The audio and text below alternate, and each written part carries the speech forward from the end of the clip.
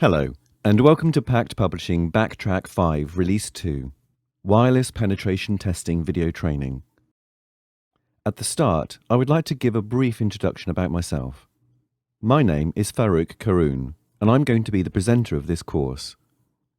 I hold some of the most respected industry certifications, such as the CISSP, CISA, CCIE Security, JNCIP Security, CCDA, CCNA, CCSP, CARLSS, etc. I also had the privilege to co-author a book called CCIE for one of the leading providers based in Nevada, based in the United States back in 2006. I have been teaching various courses for almost 8 years now, mostly in the networks and security domains. Currently, I am the IT security manager at a startup telco based in the Middle East. Now, coming to the course objectives. Our goal is to learn the essentials of wireless penetration testing. This would in turn allow us to secure our wireless networks from the most serious threats. Now, coming to the agenda of the course. The course is going to be about 2 hours of video training, showing you the various procedures and practices to perform wireless penetration testing. Our course is going to be based on BackTrack version 5. So, what is BackTrack? BackTrack is a Linux distribution that provides a full suite of penetration testing tools for networks, including wireless networks. Wireless networks are particularly vulnerable to penetration attacks because perpetrators do not need physical access to compromise the network. These videos will show you how to use the tools in BackTrack to test the security of wireless networks and identify vulnerabilities. So now, moving on to the content of the course. We're going to begin with an overview of wireless networks. Then, we look at the installation of the BackTrack security suite.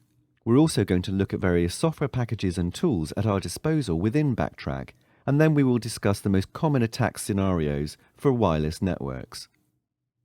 Finally, we'll wrap up the course with a recap of what was covered during the entire course.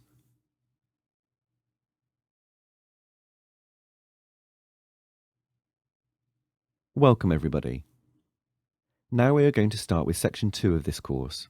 In this section, we're going to have a look at how we can set up the hardware and software required for our wireless lab. First topic we are going to cover will be the requirements for setting up a wireless lab, and then we're going to go through the process of downloading and running BackTrack. This is going to be followed by the basic setup procedure for our wireless infrastructure, like wireless access points and clients.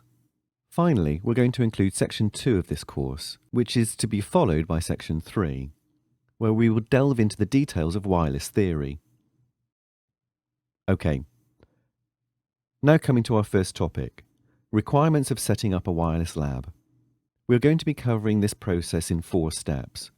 Firstly, we are going to start with a brief introduction of wireless networks. This is required before going into the details of a wireless lab setup. Then, we're going to have a look at various criteria that should be considered when choosing the appropriate hardware for a wireless lab. Finally, we're going to be recommending the equipment required for a wireless lab, which will help us to master the art of wireless penetration testing. Any device that connects to a wireless network is known as a station. Stations can be of 2 types, access points or clients. Here, we are going to start with an introduction to wireless access points, or WAPs. WAPs are network devices that allow interconnectivity between various clients connected to a wireless segment, somewhat similar to a physical switch in a wired network. In other words, WAPs bridge the wireless and wired networks together. They are equipped with one or more wireless network adapters, antenna and radio transmitters. Devices working as access points are sometimes referred to as master mode devices, for example in Linux jargon. The second type of wireless stations are wireless clients. These are the end devices that connect to a wireless network. These devices are equipped with Wireless Network Interface Controller (WNIC) cards. The mode of operation is sometimes referred to as managed or infrastructure mode.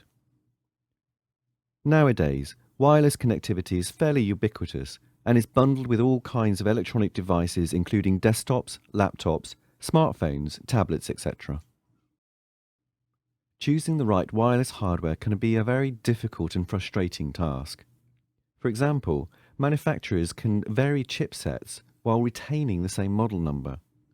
So you can go out to the internet and read this particular card uses the Atheros chipset, which works great with BackTrack and supports the required features.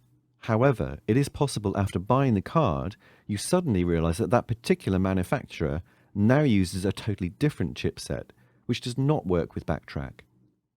Therefore, you should do a lot of research before ordering any equipment for your lab. There are various factors that you should consider when shopping for a wireless card. These factors include the band supported by the card. For example, if you were doing a penetration testing assignment for a customer that runs a wireless lab over band N, then definitely that's something you would want to be supported on your wireless card. The second factor to consider is the physical interconnection type. This would greatly depend on the hardware you're going to operate your card on. Also, the interface types vary between internal and external wireless cards.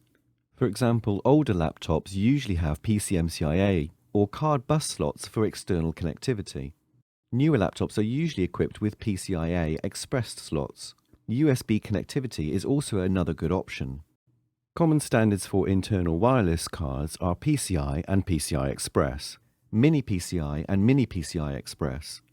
One important caveat to remember is that most cards are bundled with the computer's motherboard or come pre-installed with your machine and will not be detected by virtualization software. That's why it's highly recommended to use an external USB card if you plan to run BackTrack in a virtualized environment. The other two factors to consider are the receive sensitivity and the transmit power.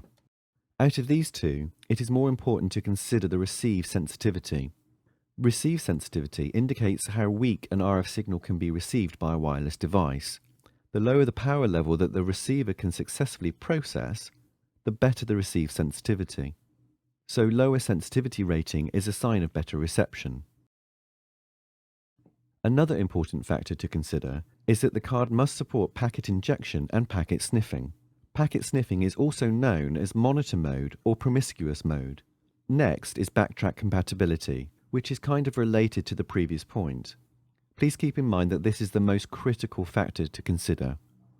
A list of cards tested with packet injection is maintained at the BackTrack weekly website, www.backtrack-linux.org/wiki/index.php/wireless_drivers. Finally, we should consider the compatibility of the card in our virtualized environment.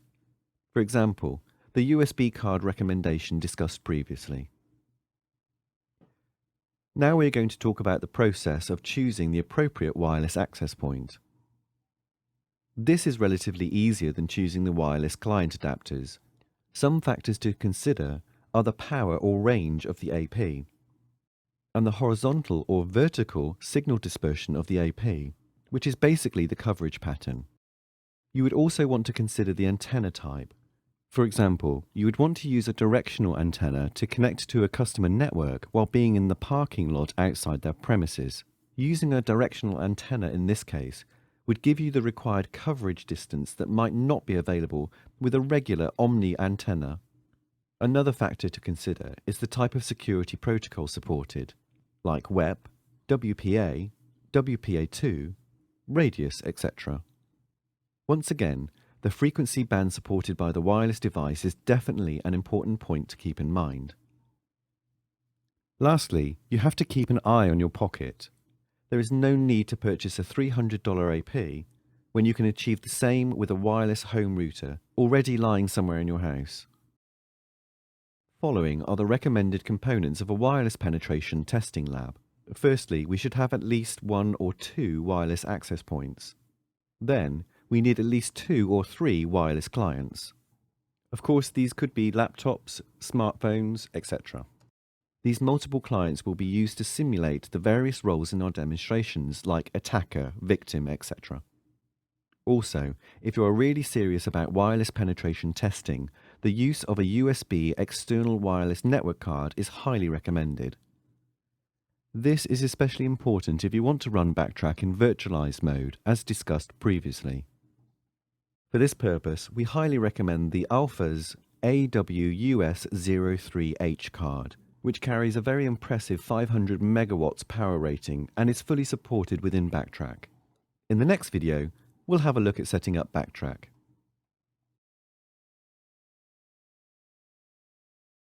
Now, coming on to our next topic, we are going to see how we can set up BackTrack.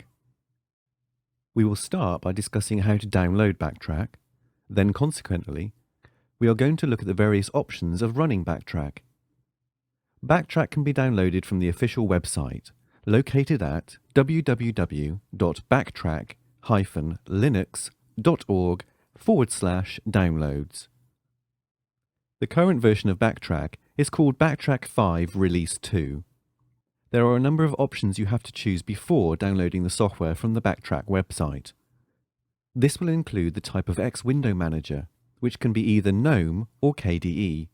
You also have to choose the hardware architecture, which can be either 32-bit or 64-bit.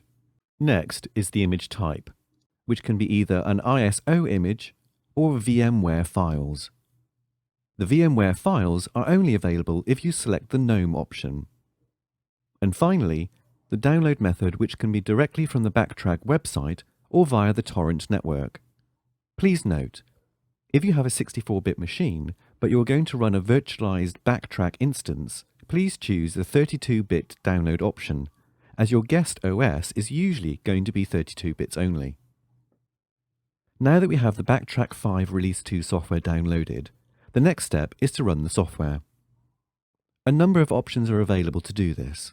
The first option is to burn the ISO image on a DVD and boot using the BackTrack Live DVD. The second option is to do a complete installation of the BackTrack software on a machine dedicated for this purpose. Lastly, we could run BT5 inside any virtualization software, like Microsoft Virtual PC, VMware Player, Oracle VirtualBox, etc.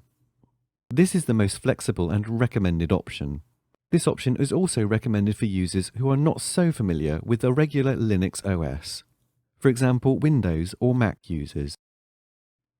A sample demonstration of downloading and installing BackTrack 5 can be found below. Video title: How to install BackTrack 5 in Windows with VMware Player. The second video's title is How to run BackTrack 5 in Windows using VMware Workstation. The links for both videos are mentioned on the screen. You will find that both videos contain step-by-step audio-visual instructions, which should be sufficient to get your BackTrack instance started. If your setup is different, there's no need to worry. There are various online resources available for virtually all possible scenarios to run BackTrack. A simple query on the popular search engines like Google and Bing will give you a host of online tutorials and YouTube videos detailing the step-by-step process. For example, a possible search query could be installing BackTrack 5 in VirtualBox.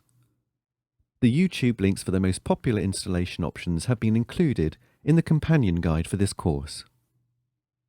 This concludes this video. In the next video, we are going to continue our discussion on wireless lab setup.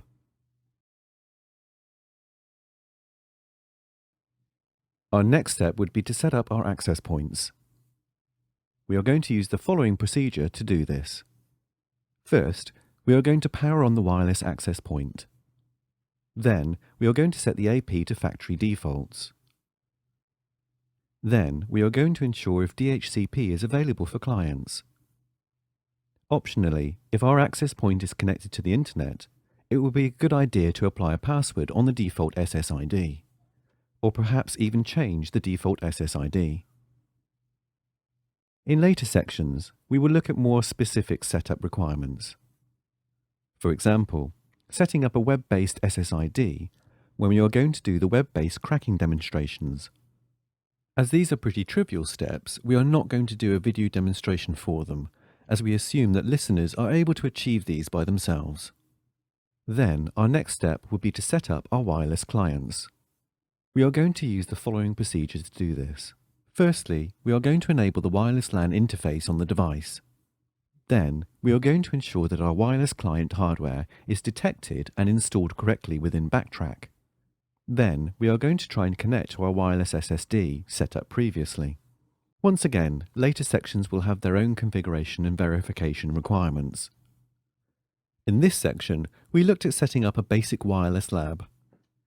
In the next section, we're going to delve into some more detailed theory of wireless networks, which is essential before starting our hands-on demonstrations of wireless penetration testing.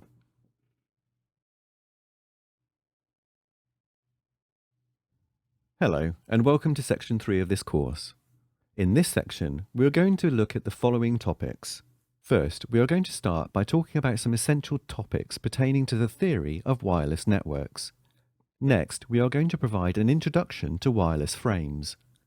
This will be followed by a brief introduction of the AirCrack NG wireless auditing and penetrating suite. Finally, we will look at how we can use Wireshark to sniff wireless frames. Since wireless penetration testing is a fairly practical subject, we highly recommend you set up a lab to repeat the demonstrations shown in this course in a safe and controlled environment. Most of the wireless networks in operation today are based on the IEEE 802.11 standards, usually marketed as Wi-Fi. Therefore, it is fundamental to have an intermediate level understanding of these standards before we can start our journey on wireless penetration testing. Please note that as a course prerequisite, users should be aware of the basics of wireless networks. This includes having prior knowledge of the 802.11 standard and the communication processes between wireless stations. Next, we are going to talk about basic RF theory, which will introduce wireless bands and channels. Finally, we will talk about the different wireless operational modes. This section has been included for the sake of revision and might be too involved if you're not already aware of the basics of wireless theory. The IEEE 802.11 Working Group has published various standards related to wireless LANs. Some of the notable standards and the associated amendments are listed below. First is the 802.11 standard. This was the original standard for wireless LANs. It was based on the 1 megabit per second and 2 megabit per second speeds, and the 2.4 GHz radio frequency range.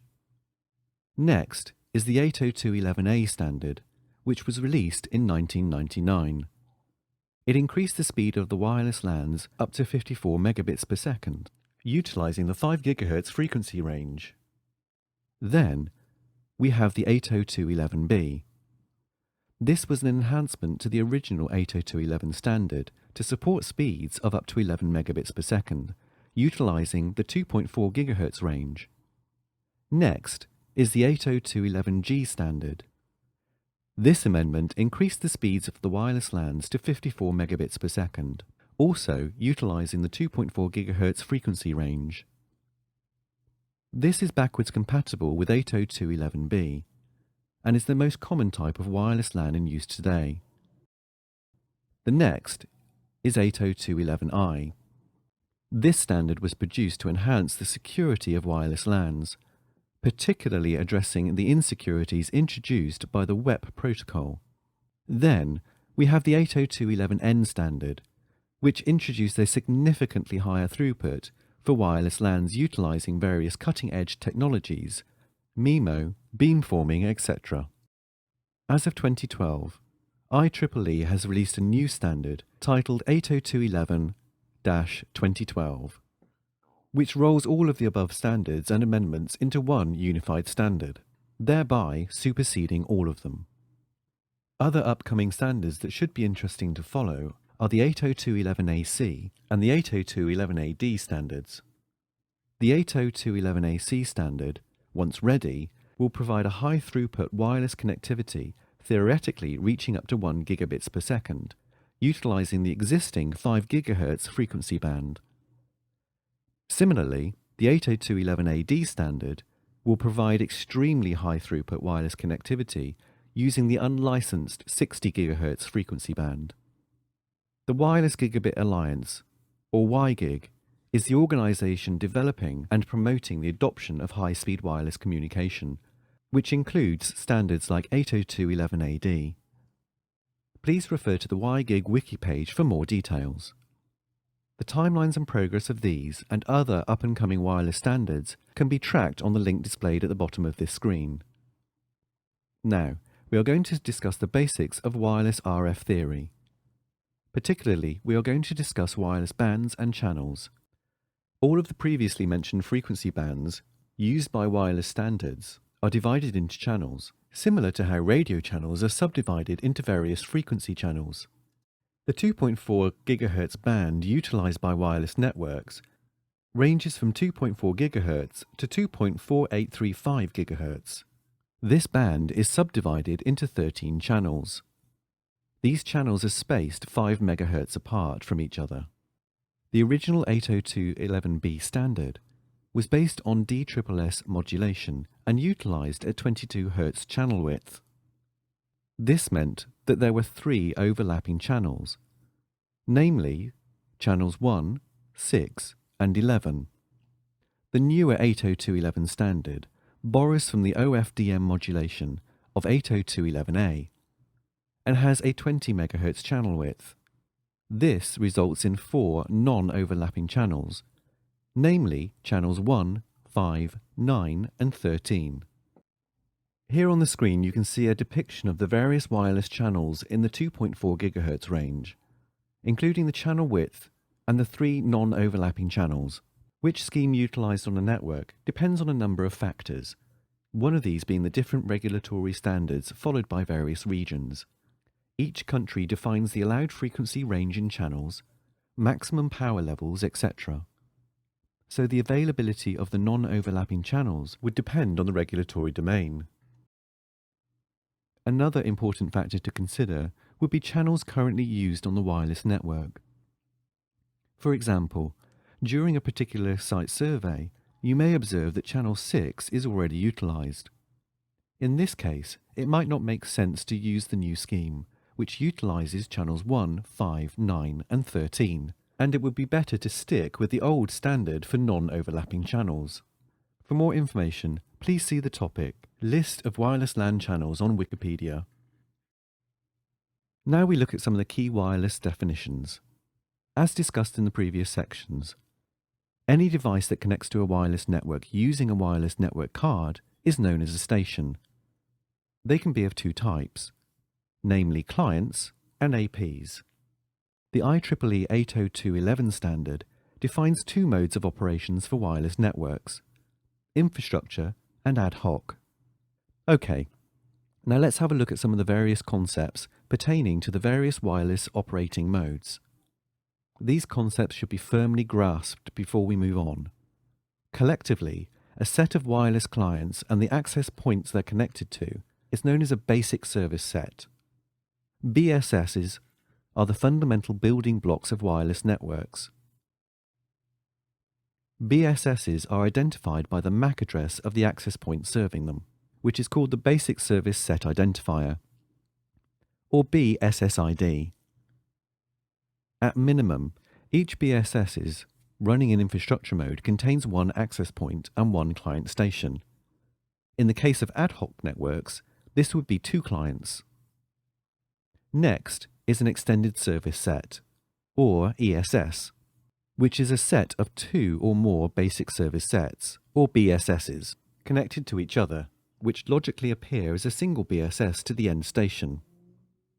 ESSs allow the wireless clients to roam within the wireless network without changing their layered 3 IP addressing.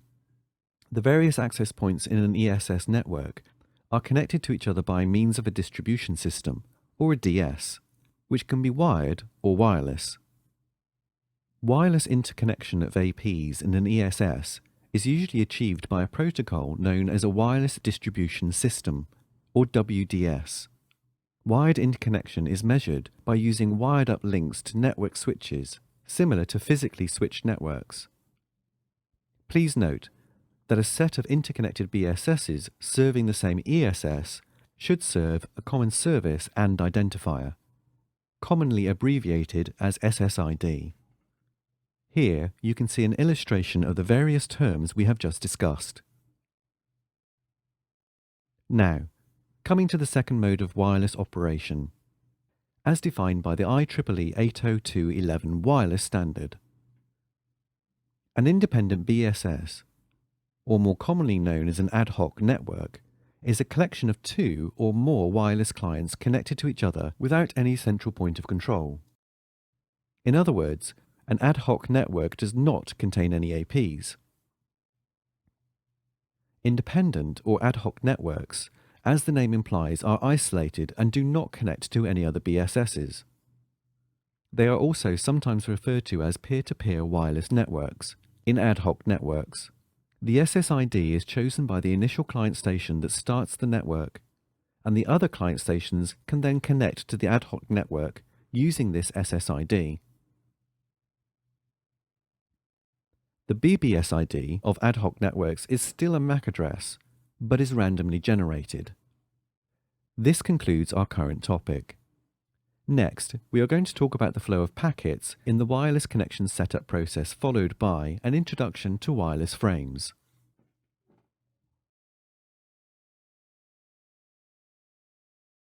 In our next topic, we are going to introduce wireless frames.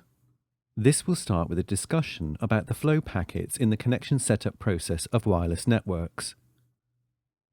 This will be followed with a discussion about the components, structure, and lastly, the different types of wireless frames.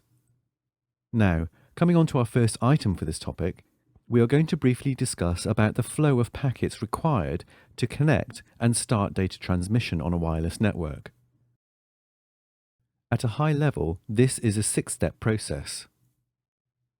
As illustrated, shown by the diagram on the screen, the first step deals with the transmission of a probe request packet from the wireless client.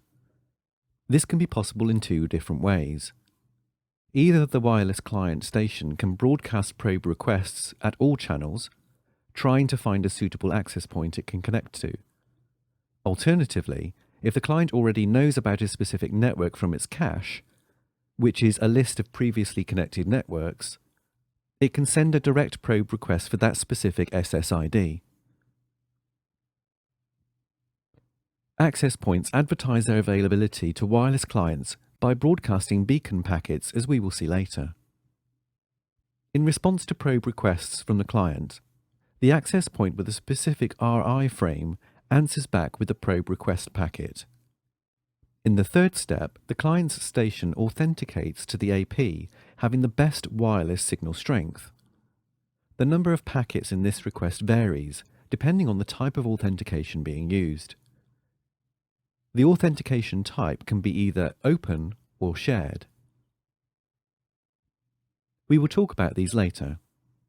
The end result is that the access point will either send it past an authentication response to the client. If the authentication is successful, we can move on to the next step, the association phase. At the beginning of the association phase, the client's station sends an association request to the access point.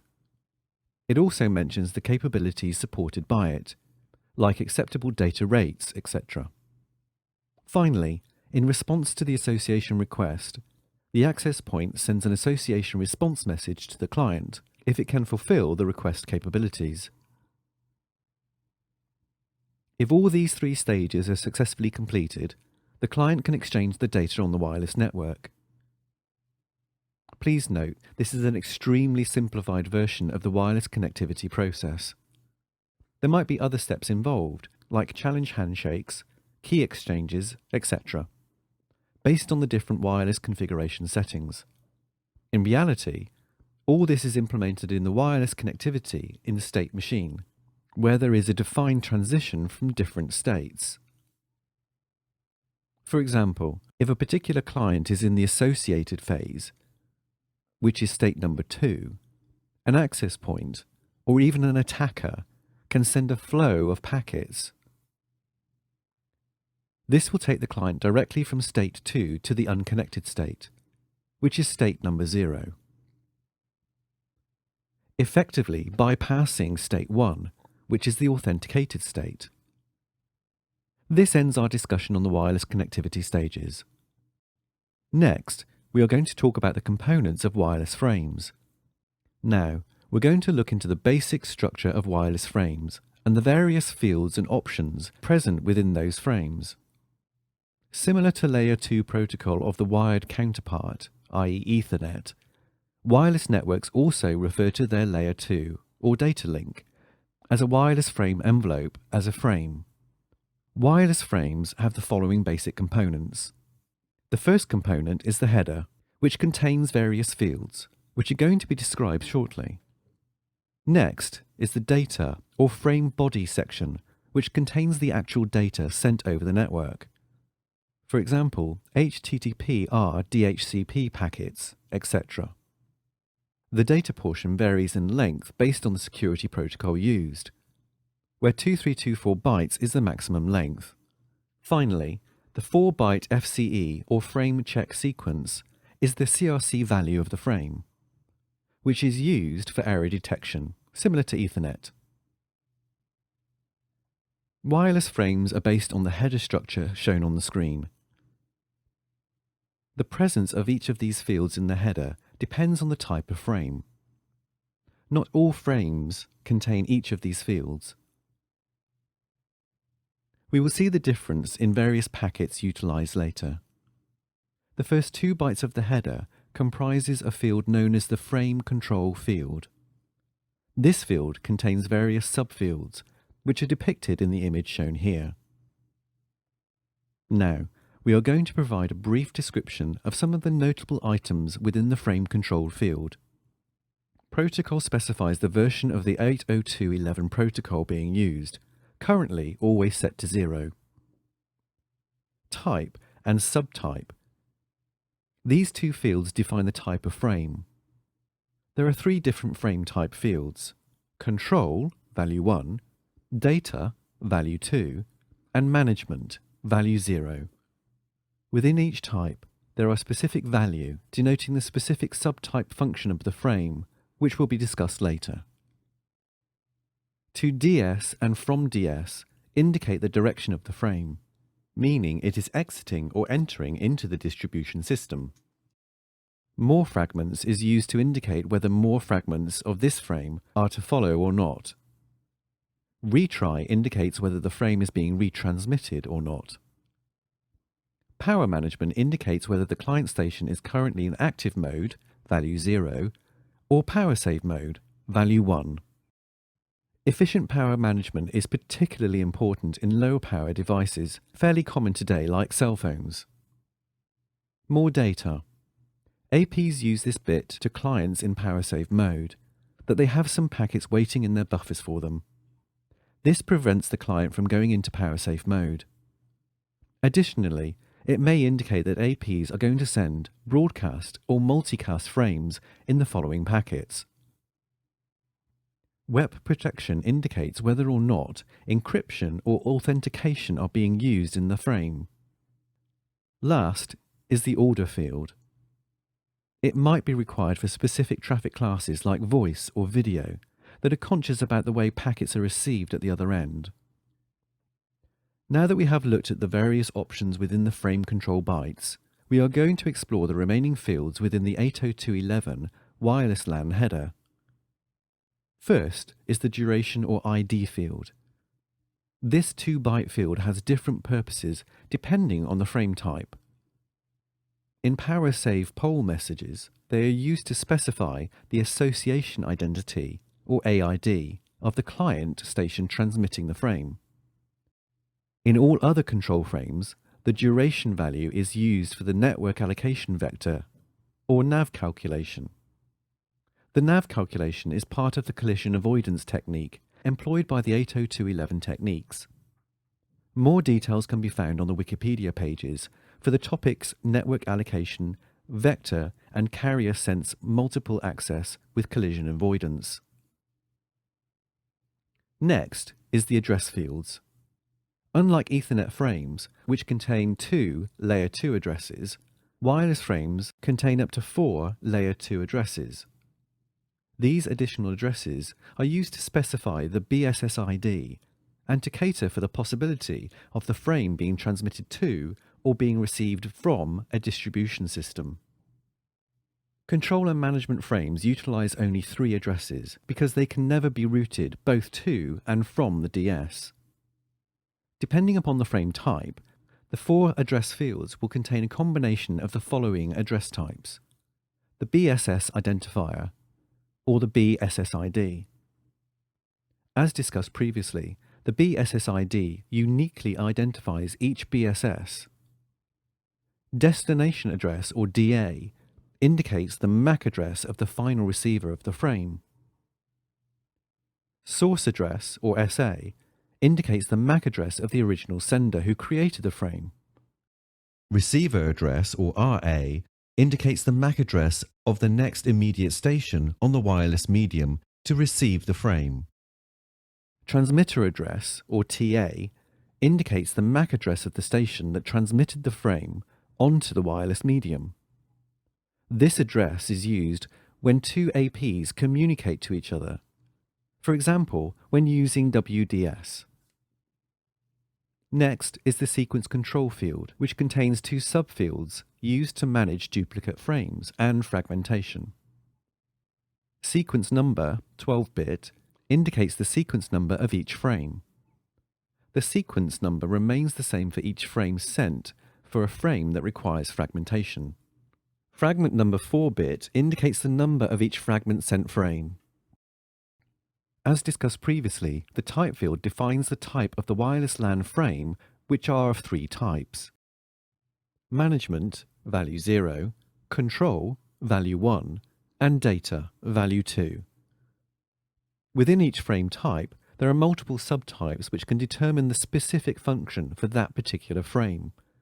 Let's discuss each of these 3 types.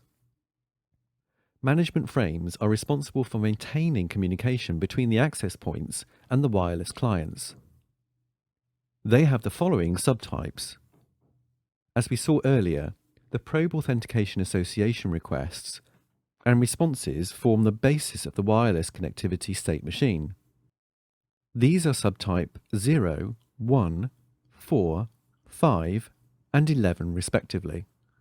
Next are beacon frames that are broadcast by the AP to keep the network synchronized. They are usually sent at about 10 packets per second. They announce information like the SSID of the network, the supported rates, and the other capabilities supported by the AP. Similarly, there are various other management frames like measured pilot, ATIM, action, etc. Please refer to the companion guide for more details. Next are control frames. Control frames facilitate the proper exchange of data between wireless access points and clients. The following are some of their subtypes. Our first type of control frame is called Power Save Polling, or PS Pol, which is subtype 10 stationed in power save mode, awakened periodically to listen for traffic stationed for them. If they discover that data is currently buffered for them at the AP, they will come into active mode and send a PS Pol to the packet requesting the transmission of this data. Consequently, the duration ID field in the wireless header contains the association ID or an ID of the station sending the packet. Next are the request to send RTS or clear to send CTS frames, which are used to reduce collisions in the wireless air medium. Finally, an ACK frame is used by the receiver to acknowledge the sender that it has received the packet correctly. Next are data frames. Data frames carry the actual data sent over the wireless network. The following are some of the subtypes.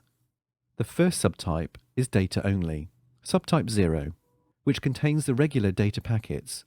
Then we have the null data or no data, which is subtype 4. Null packets are frequently used in power safe mode. These 3 types of wireless frames also have some other subtypes, which have not been discussed here for the sake of brevity. Please refer to the IEEE 802.11 standard, located on the IEEE website for more details about them. Please note that most of these frames have their own security weaknesses, which will be discussed later.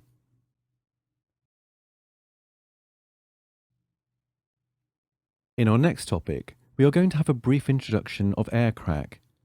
AirCracking NG is a set of tools for auditing wireless networks. These include a network sniffer, a packet injector, a rogue AP creator, and a host of other useful tools.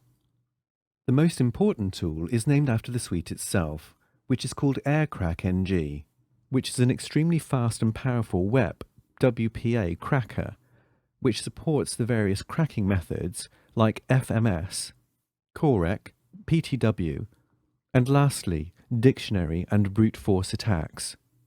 The current version of the AirCrack NG suite is 1.1. The AirCrack NG suite is bundled with BackTrack. Now, we are going to go through a brief introduction of various tools within the AirCrack NG suite. These descriptions have been taken from the official AirCrack NG documentation. The first tool is AirOn NG. It is used to enable or disable monitor mode on wireless devices. We will use this tool in our next topic.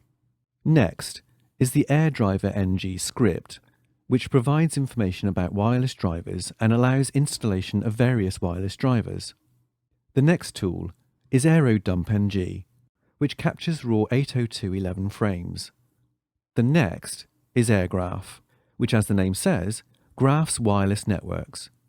Then we have AirDecap, which can decrypt WEP, WPA, WPA2 capture files. Then we have AirDecloak, which can remove WEP cloaking from a packet capture file. This is a proprietary WEP security mechanism, which was originally designed to fool tools like AirCrack NG. Then we have the AirReplay NG, which is perhaps the tool we will use the most during this course. This tool is used to inject and replay wireless frames. Next is the Packet Forge NG tool, which is used to create various types of encrypted packets that can be used for injection. You can think of this as the Wi-Fi version of Skype.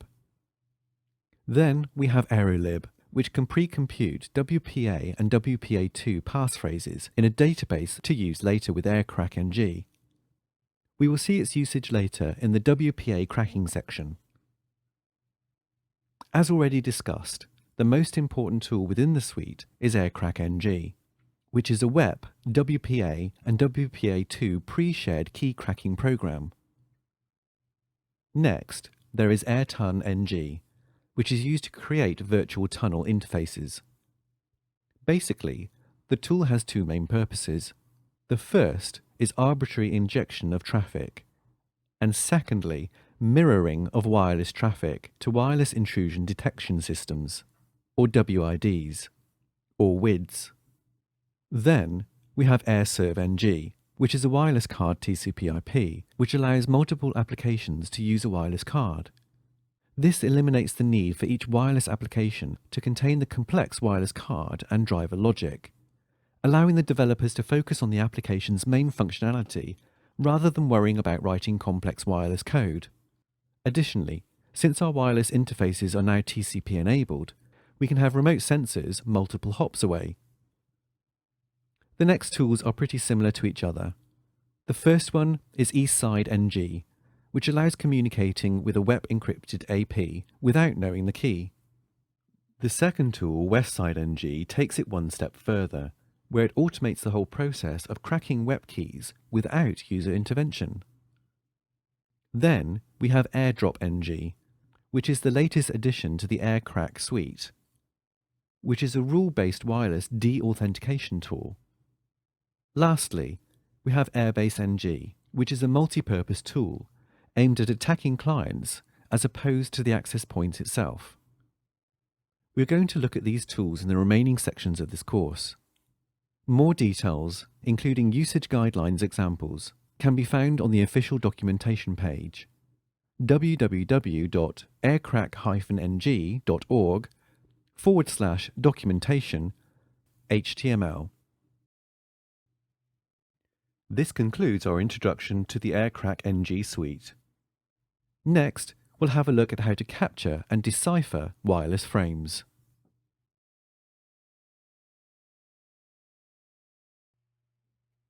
Now in our next topic for the section, We are going to look at how we can sniff frames flowing over a wireless network. This can be done using multiple tools available within BackTrack, like Wireshark, TCP dump, AeroDump, and G, etc. In this video, we are going to use Wireshark. First, let's see the current interfaces available on our BackTrack machine. This is done via config/a command. Here, a wireless interface card called Wireless LAN 0 is already up and running. If the interface is not up, we can issue the fconfig WLAN 0 up command.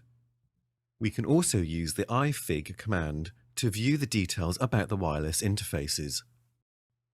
So let's start by bringing our wireless interfaces into the promiscuous or wireless monitoring mode.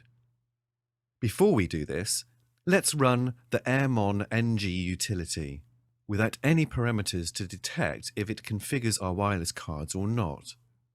Here, we see that the wireless LAN 0 interface is detected. Then, let's issue the command airmon-ng with the start parameter followed by the interface name WLAN-0. This creates a new interface called mon-0. We will reference this in later commands. Let's verify our monitor mode interface by issuing the iwconfig command. Alternatively, we could issue the f-config.a command or the airmon-ng command without any parameters. As you can see, we have successfully created a new monitoring interface called mon-0, corresponding to our wireless interface WLAN-0. Great! Now, we can start sniffing packets from the wireless air interface. Let's power up our access point. A A-test SSID should already be set up here as discussed in video 2.3. First, let's find the channel currently used by your access point. To do this, we will run the command aerodump-ng followed by our interface name, which is mon-0. Here, we can see our access point on the screen, along with its MAC address and the channel it is running on. In this case, we are running on channel 11 to sniff the packets. We need to be listening to the same channel as the AP. This is because our Wi-Fi card can listen to only one particular given channel at a certain time. So let's configure our monitor interface to be channel 11. This is done via the iwconfig mon-0 channel 11 command. Now, let's verify our card is listening to the correct channel. As we saw earlier, the frequency 2.462 corresponds to channel 11. Next, we are going to issue the Wireshark command on the BackTrack console. As you are aware, Wireshark is a tool which allows us to sniff packets from our wireless air interface. Okay, now that Wireshark is up, let's select our wireless interface, in this case, Mon0, from the list of interfaces within Wireshark. To filter unwanted traffic, we are going to apply a filter from our lab SSID only. Here, our AP's BSSID is 0014 BF CE 4678. Therefore, the filter has been applied accordingly. Please use the appropriate MAC address corresponding to your access point when repeating this exercise. Let's try to initiate some sort of clear text traffic to see if we can capture it. In this case, we'll just open a web session to the management page of our access point using one of the clients. To zoom into the HTTP traffic, we are going to use the follow TCP stream filter within Wireshark. As you can see, unencrypted data packets can be captured and analyzed by our wireless card running in promiscuous mode. So here we've learned something very important. Unencrypted wireless networks should definitely be abstained from.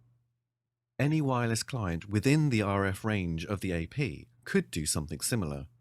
I would strongly encourage you to try this out in your lab. Try to repeat the steps and analyze any clear text protocol like FTP, HTTP, SMTP, etc., to see how it interacts with the wireless network. In this section, we learnt the essentials of the wireless LAN 802.11 protocols. We started with a discussion of the IEEE 802.11 standard, followed by a discussion of wireless frequencies, bands, and channels. Then, we discussed the various operational modes of wireless networks in the sequence of packet flow required for wireless connectivity. This was followed by an introduction to the AirCrack NG wireless cracking suite. Finally, we looked at how we could capture and decipher wireless frames. We observed that wireless frames left unencrypted can easily be sniffed by anyone in the RF coverage area. In the next section, we will look at ways we can circumvent this threat by employing authentication and encryption of our wireless packets.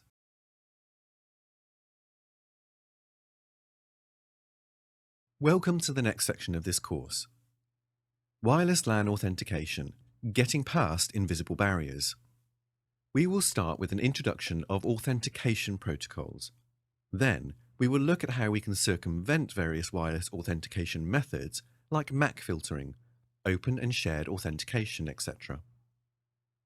We are also going to look at the analysis of wireless packets to detect the authentication method being utilized on a particular network. Wireless networks exchange data through the open air medium via the F signals. This implies they are much more vulnerable as compared to wired networks. To reduce the risk posed by these pervasive threats, wireless networks employ various technologies like authentication and encryption. These act like invisible barriers for wireless networks. Consequently, the bad guys continually try to circumvent these invisible barriers by finding various flaws in the security mechanisms. So what is authentication?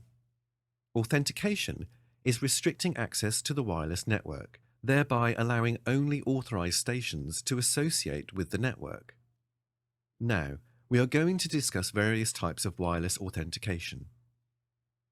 The IEEE 802.11 standard defines the following two mechanisms for authentication of wireless LAN stations: open authentication and shared key authentication. Additionally, the following authentication methods are commonly employed in wireless networks, even though they are not a part of the official standard: SSID-based authentication and MAC address-based authentication. However, as we will see later, these methods are extremely simple to bypass. Now, coming to open authentication. When an access point is configured to use open authentication, it will successfully allow all clients which send an authentication request to it without actually verifying the machine or the other user at the end.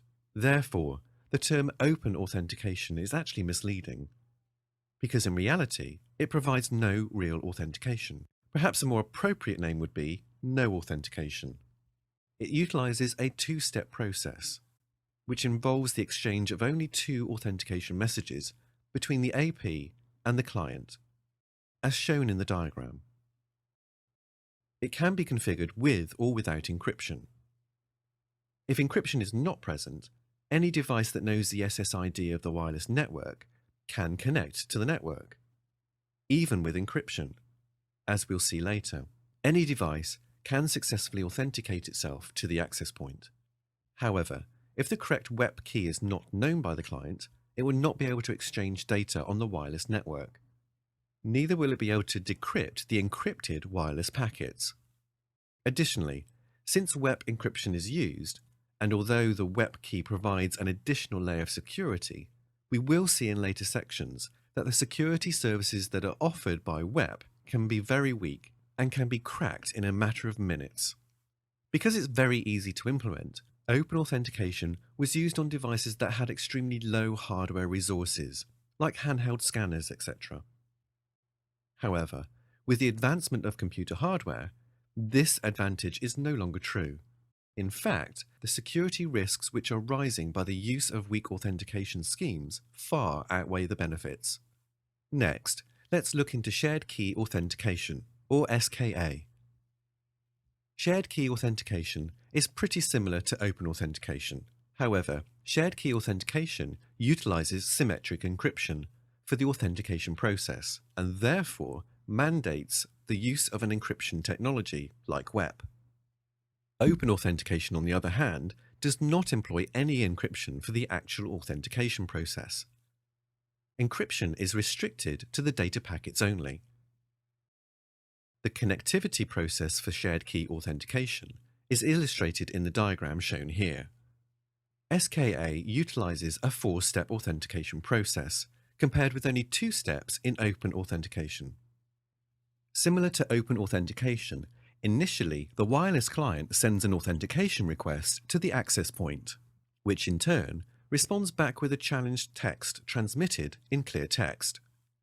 Consequently, the client encrypts this challenged text with a shared key, that is, the WEP key, and sends back the encrypted challenge response to the AP. Finally, the AP decrypts the challenge response messages sent by the client station. If the decrypted challenge text matches with the original challenge text sent by the AP in step 2, the client is successfully authenticated, else it fails the authentication. It is important to note that most wireless drivers will attempt to use open authentication first, and if it fails, they usually fall back to shared key authentication. As we have discussed, the SKA process employs a challenge handshake. However, even with this enhanced process, the SKA auth process has a number of security weaknesses. The first problem is that there is no mutual authentication. This means that the AP authenticates only the client and not vice versa. An attacker can set up a rogue or fake access point and gather the encryption challenge response by the client. Now, even though the AP is unable to verify the encrypted challenge text, as it does not know the original WEP key, it can fake a successful authentication response to the client, thereby associating the client with itself, which can be used for other advanced attacks, like man-in-the-middle attacks, as we'll see later. The second security problem is that once the attacker has both the challenge and the encrypted challenge, he or she can apply the XOR operation on these messages and obtain the key stream. This key stream can be used to transmit encrypted messages without needing to know the actual WEP key. We are also going to see this attack in action in later videos. Then we have the MAC address-based authentication. Although the IEEE 802.11 standard does not specify MAC address authentication, many wireless LAN vendors implement this authentication technique. In MAC address authentication, clients are authenticated based on their MAC address. The authorized list of MAC addresses is stored either locally on the access point or an external R server. This type of authentication came from wired networks, where they provide a reasonable level of security. The reason is that it is easy to restrict physical access on the wired medium. However, as we will see in the following videos, in the case of wireless networks, MAC-based authentication provides extremely weak security. The root of the problem lies in the fact that MAC addresses are contained in the header of wireless frames, which are transmitted in clear text. Therefore, these addresses can be easily revealed with the help of a wireless packet sniffer. This means an attacker can obtain the MAC address of a legitimate client authorized to connect on the wireless network, and spoof his or her MAC address to be the same. Lastly, we have SSID-based authentication. As we have discussed previously, SSIDs help identify wireless networks. They can be considered a logical separation of wireless networks sharing the same air medium. However, SSIDs do not provide any true authentication by themselves. By default, SSIDs are contained in the beacon messages transmitted by access points on a periodic basis.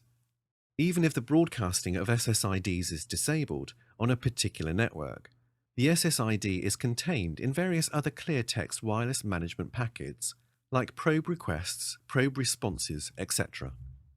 Therefore, an attacker can easily determine the SSID string by running a packet sniffing tool, as we will demonstrate shortly. Additionally, Disabling SSID broadcast results in connectivity problems with some network devices. Therefore, leading vendors like Microsoft and Cisco do not recommend enabling this feature. Next, we will demonstrate how hidden SSIDs can be revealed on wireless networks.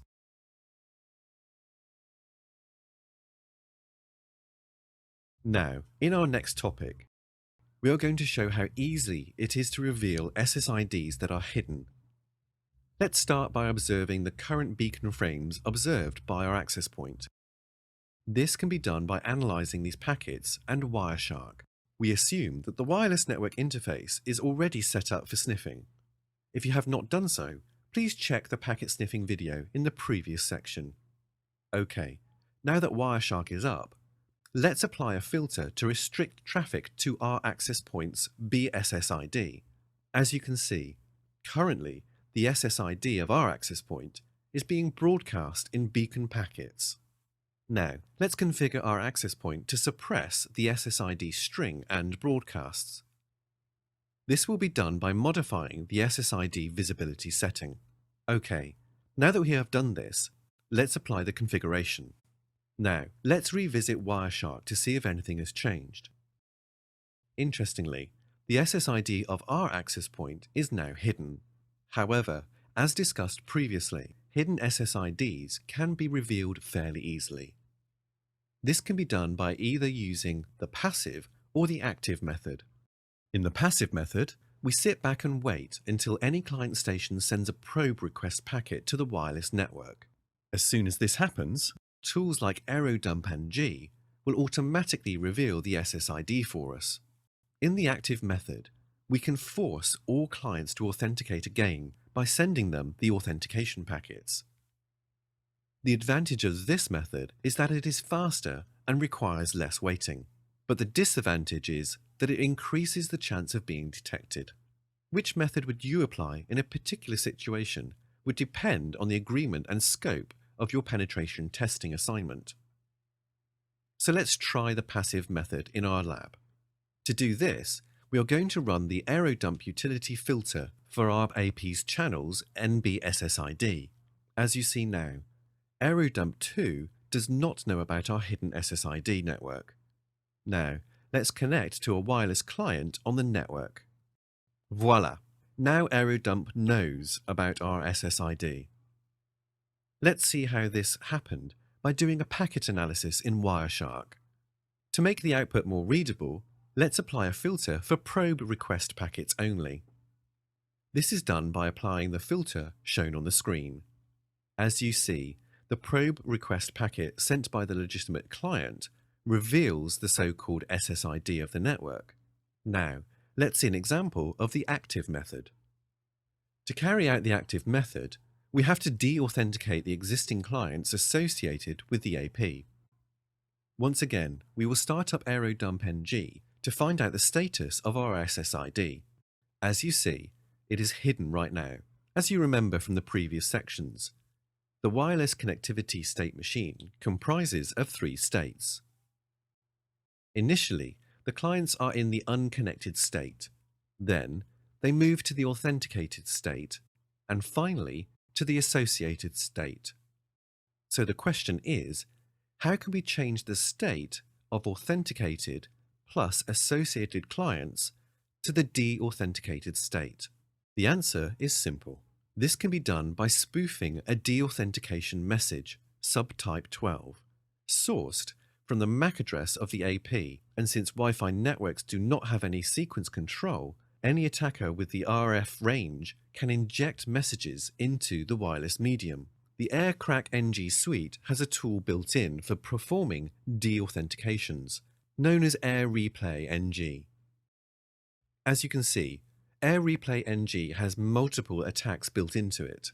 Here we are concentrating on the deauth attack highlighted on the screen. We can do 2 types of deauths. One of them is the basic deauthentication directed to a specific client, or broadcast deauthentication, which will try and deauthenticate all clients. Alright, let's run the command and replay NG with deauth option, followed by 0. Since we don't want to do a broadcast deauthentication here, Then we are going to specify the BSS ID of the real access point with the -A option. Finally, we are going to specify our monitoring interface. We could have also specified the number of DAuth packets to send after the DAuth 0 option, for example, DAuth 0 followed by 10. The client machine connected to the AP has got disconnected from the wireless network. As a result, the clients try to rejoin the network, which results in the generation of probe request packets. Once again, because the SSID is present in the probe request packets, AeroDump is able to reveal the SSID of the network. The active method, just illustrated, is quicker than the passive one and is useful on networks with very little activity, where you might have to wait too long for a legitimate client to join the network, and consequently send a frame revealing the SSID. Next, we will look at how to bypass MAC filtering and open authentication.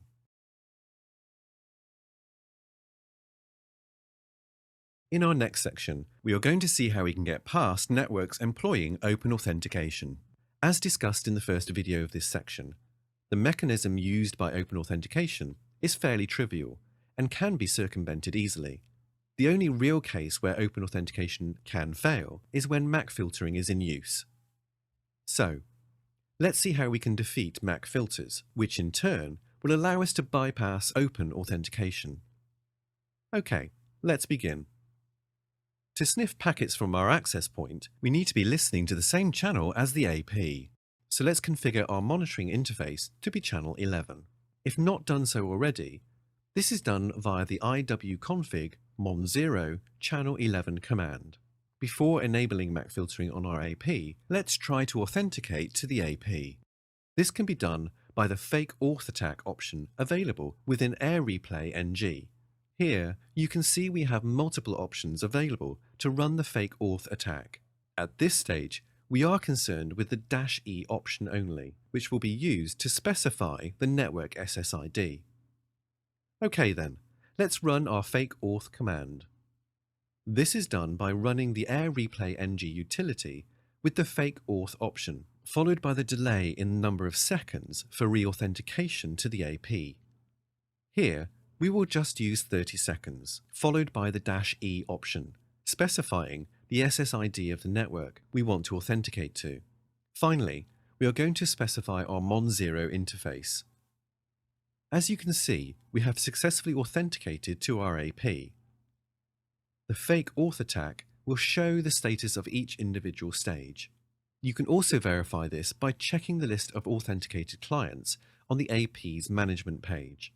Our demonstration machine should be listed as a valid client right now. Now, let's enable MAC filtering on our AP, wherein only one authorized client, in this case my cell phone, is whitelisted to associate with our test network. If we rerun our fake auth command, we will see that authentication is now failing. We can verify this in Wireshark also, that the AP is sending us back a non-zero authentication status, which indicates a failed authentication. We can also see that open authentication utilizes only 2 packets. Now the question is, how can we defeat these MAC filters? Once again, we have 2 approaches, either active or passive. In the passive mode, we will wait for a legitimate client to transmit data on the network, and once this happens, we can use that particular source MAC address to authenticate with the client. Remember that since the MAC addresses are transmitted in clear text on the wireless air interface, they can always be captured by anyone in the RF range. Conversely, in the active method, we will send a DAuth message, as shown in the previous video. Then, gather the client source address. By sending the DAuth message, we force the clients to connect back to the wireless network instead of waiting for them to transmit data. Let's start by the passive approach. This can be done by launching the AeroDump NG utility with a filter for our AP's BSSID channel. The bottom portion of the AeroDump shows the current active clients on the network, along with the BSSID they are associated with. Here, we already have an active client on the network.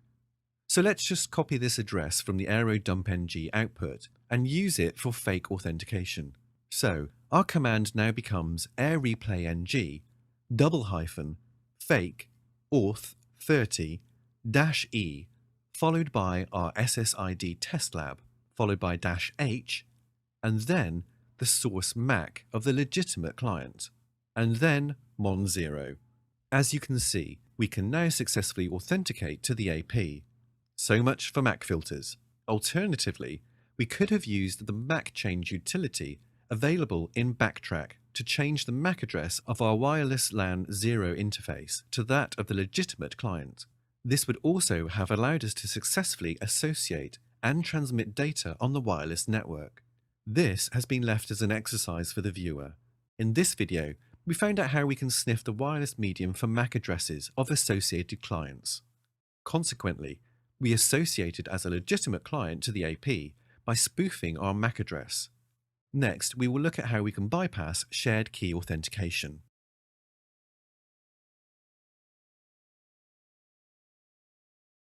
Now, coming to our last demonstration for this section, we are going to look at how we can bypass shared key authentication. This is done by sniffing the wireless air medium to retrieve the challenge text sent by the AP encrypted challenge from a legitimate client's station. Once this is done, we can retrieve the key stream used for web connection and use it to authenticate to the access point, once again without needing the actual web encryption key.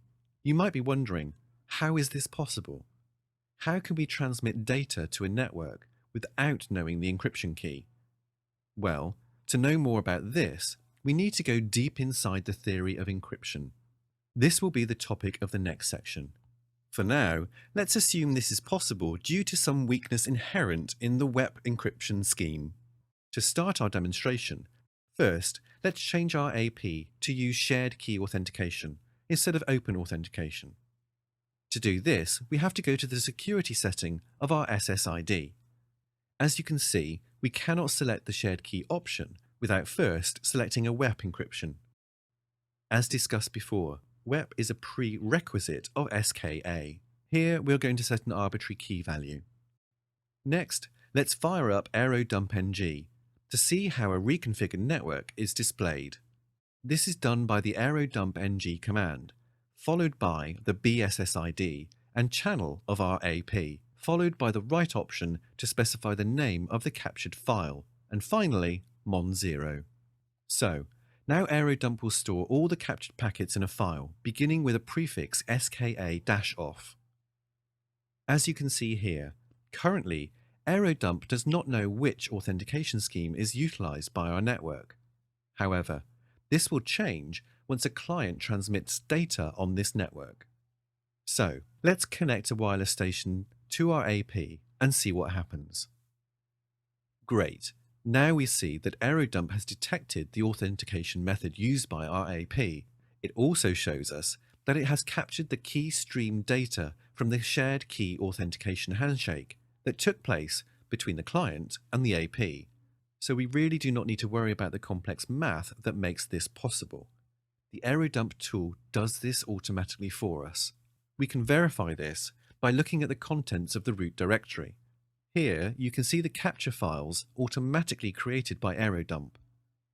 The second file ending with the XOR extension contains the key stream data required to transmit packets in the encrypted network without knowing the WEP key. Let's open the original capture file to analyze the shared key auth packet flow. Additionally, let's apply a filter to restrict Wireshark only to our specific BSSID frames A-type authentication.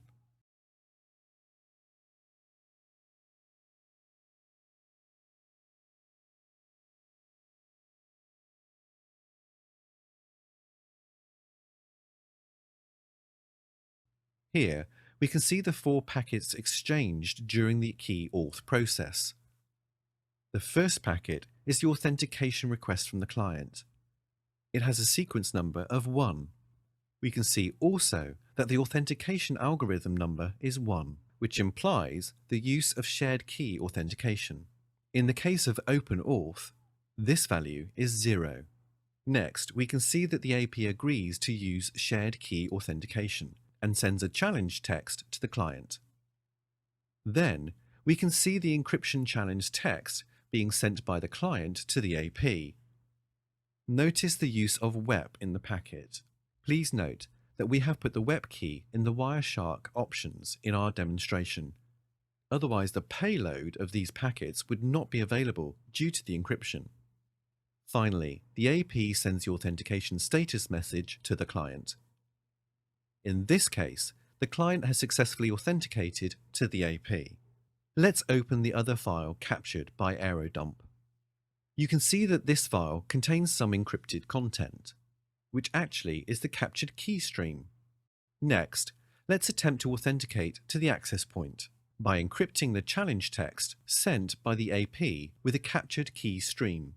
The way this functions is that once the AP will send us a clear text challenge, we will use the captured key stream to encrypt the challenge and send back the challenge response to the AP.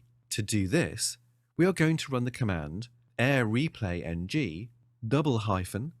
fake auth 30 -e followed by our SSID and then the -y option specifying the file containing the captured key stream, and finally the wireless interface mon0.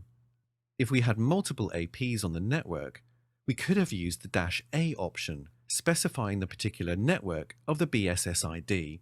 As you can see, we have successfully authenticated to the AP, even though shared key authentication is being used. In this section, we have learned some important things about wireless LAN authentication. First, the SSID and MAC address-based authentication provide virtually no security and they are very easy to bypass. We also learned that open authentication provides no real authentication and should not be used in production networks. Finally, we saw that even though the shared key authentication involves a challenge handshake, it is possible to get past it by capturing the encryption key stream and then authenticating to the AP. In the next section, we are going to look at the various wireless LAN encryption mechanisms, namely WEP, WPA, and WPA2, and the security vulnerabilities associated with them. Welcome to the next section of this course, Exploiting Wireless LAN Encryption Flaws. In this section, we will discuss the various vulnerabilities in wireless encryption technologies and how these can be exploited.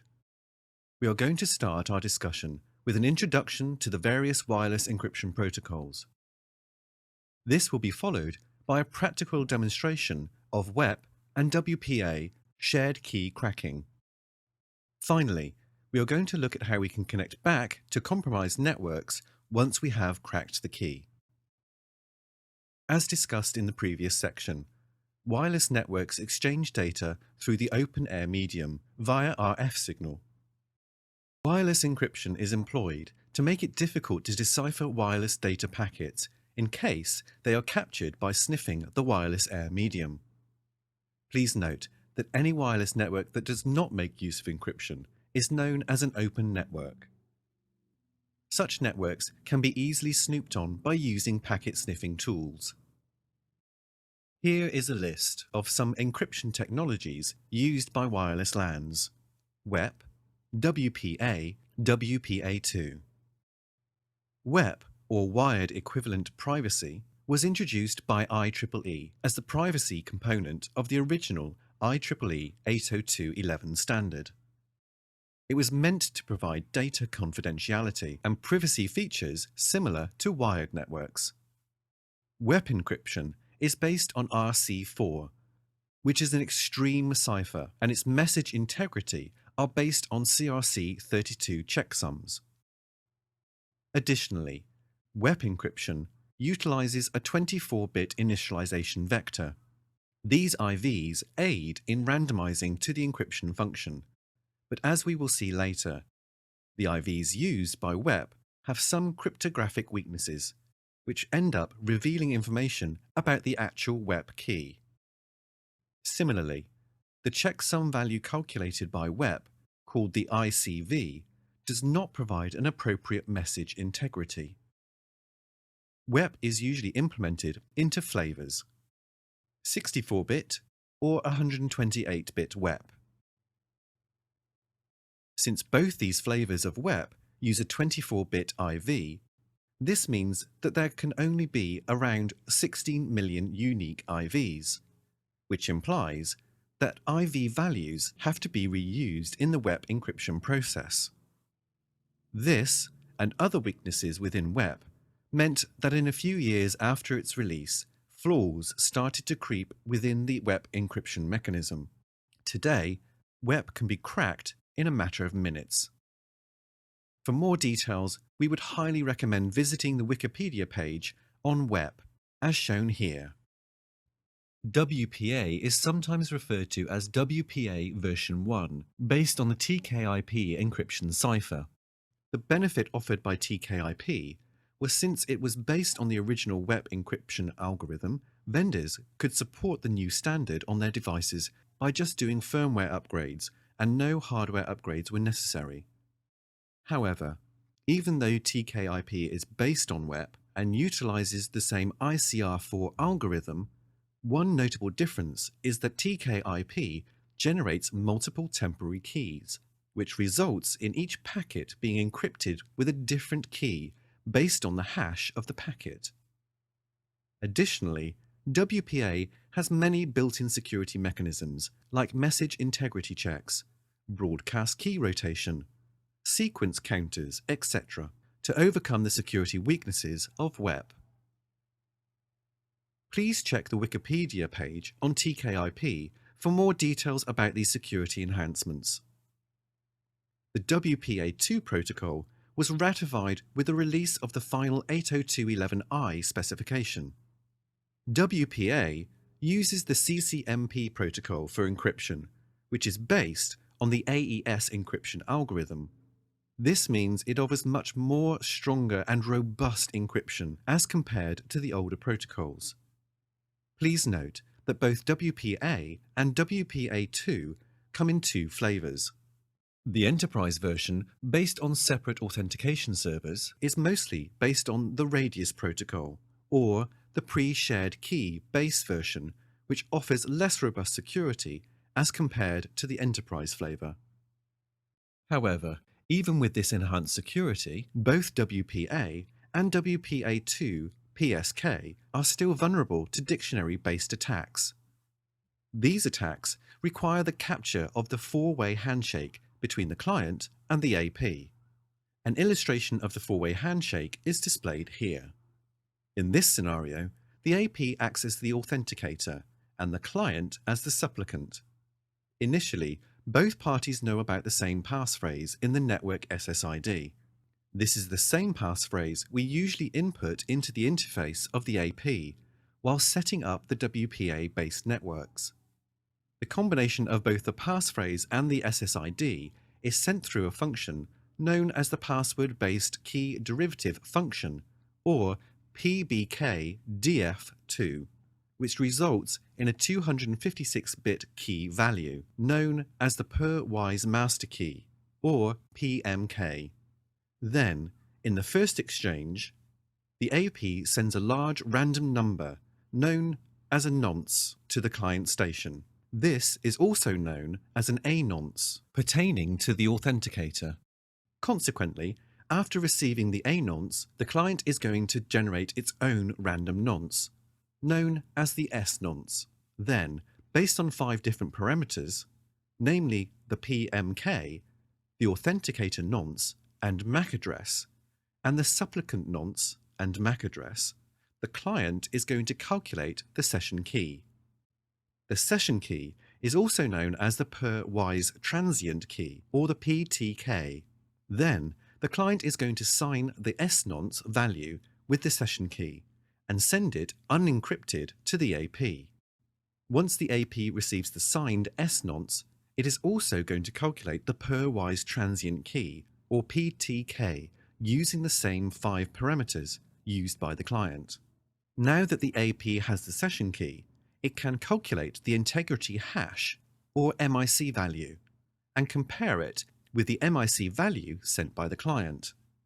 If they both match, then the client will assume that the AP shares the same pairwise master key, or PMK as the AP, which can only happen if both ends of these are configured to use the same passphrase and SSID. Then, in the third packet, the AP uses the same signing mechanism to facilitate a similar verification from the client side. The third and fourth packets also contain key installation-related instructions. These 4 packets can be captured by an attacker by eavesdropping on the wireless air medium. Thereafter, by examining these packets, 4 out of the just mentioned parameters used to derive the PTK can be obtained. The only parameter that remains is the PMK. To crack WPA or WPA2, we could utilize a tool like AirCrackNG, which would calculate the 256-bit PMK from a list of past phrases, usually supplied by means of a dictionary file. Then, combining the other 4 parameters obtained from the capture file with the PMK, it would generate the PTK. The PTK would in turn be used to verify the message integrity check in one of the handshake packets. If it matches, then the guessed passphrase from the dictionary was correct. For more details pertaining to the 4-way handshake process, please see the links mentioned in the companion document pertaining to this course. In the next video, we will look at a practical example of cracking WEP encryption.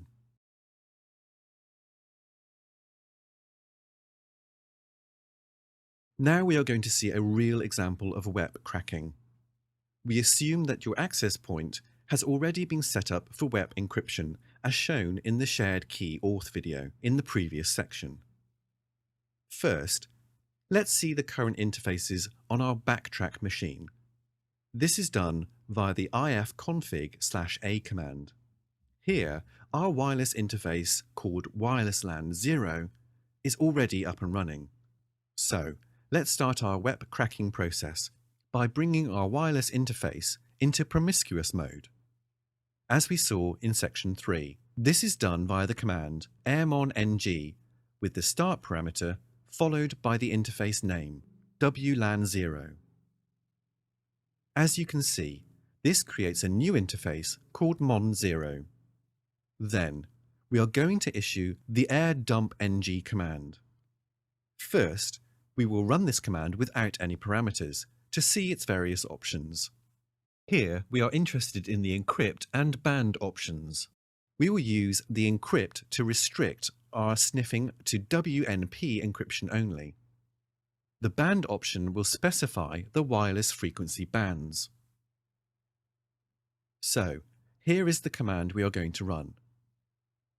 aerodumpng, encrypt WEP, band BG, and then the interface mon0. As you can see from the output, we see various WEP-based SSIDs operational in our environment. We can also see the channel details and the MAC address of the advertising station, that is the BSSID. Okay, let's pick one of the SSIDs to crack. Let's say this one here. So now let's modify the command we issued just before to dump packets from the specific channel, and the SSID command now becomes aerodumpng, channel 11, and then the BSSID parameter specifying the MAC address of the particular access point serving this SSID. Finally, we specify the prefix of the capture file write option, so our capture files will be named accordingly. Now you see that we are capturing packets only for our SSID test lab. The section highlighted here shows the count of active data frames captured by aerodump, and in the case of WEP, the number of unique IVs. Currently, this number is incrementing very slowly. But to crack the WEP key, we need a large number of packets and with the same key. Once again, we have 2 approaches to do WEP cracking: passive and active. In the passive approach, for WEP cracking, we will sniff the network and gather the weak IVs. This can usually take very long, particularly on levels with low traffic levels.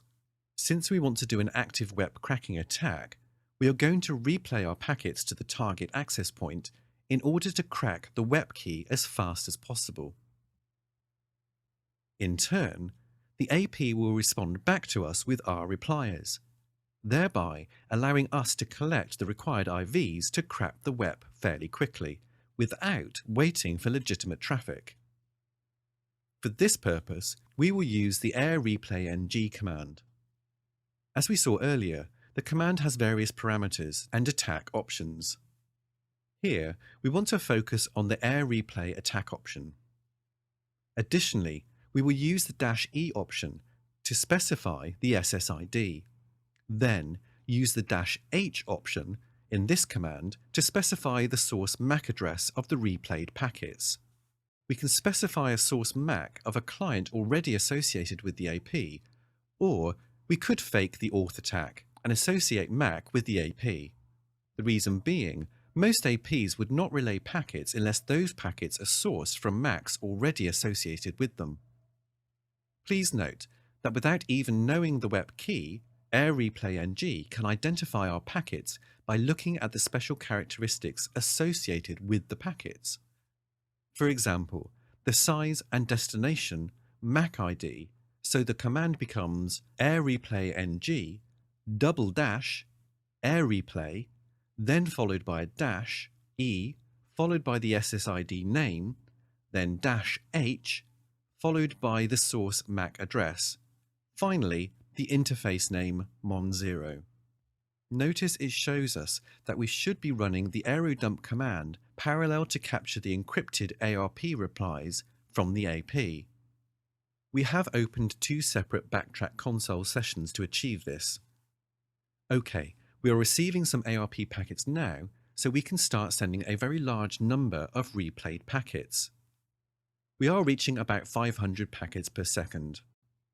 Here we have a client that can generate in packets for us. Otherwise, we could have done a de-auth attack, as seen in the previous section, to force a generation of client traffic like our packets. Finally, our last step is to launch a new console session and use the aircrack ng utility to crack the WEP key. Once again, this command has a lot of parameters, but we will focus on a target capture name file only, which was specified when we ran the aerodump ng command earlier. This is our capture file. Here you see the name, size, and other details. Now let's run the aircrack ng utility, specifying the file name of the command parameter. The cracking process has now started. As we know, the WEP protocol does not behave in a deterministic manner, so the amount of IVs required varies on each variation. In such cases, aircrack ng will pause the cracking process and wait for more data packets to be captured, and will accordingly resume the cracking process. In our case, aircrack has managed to crack the WEP key very quickly. It took only about 23,000 IVs. In the next video, we will look at WPA cracking.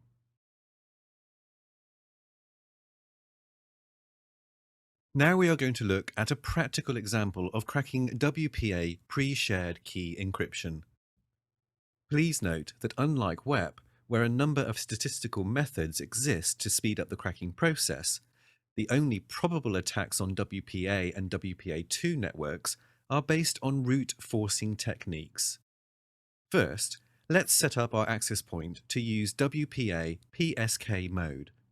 The WPA PSK passphrase we are going to use is WPA demo-1234, and the encryption type will be TKIP. Next, we are going to run the aerodump utility with a filter for our AP's channel and BSSID to capture the network packets. We also need to specify the -W or the ~write option to store the captured packets in a file. Once again, we have two ways to capture the WPA handshake, active or passive.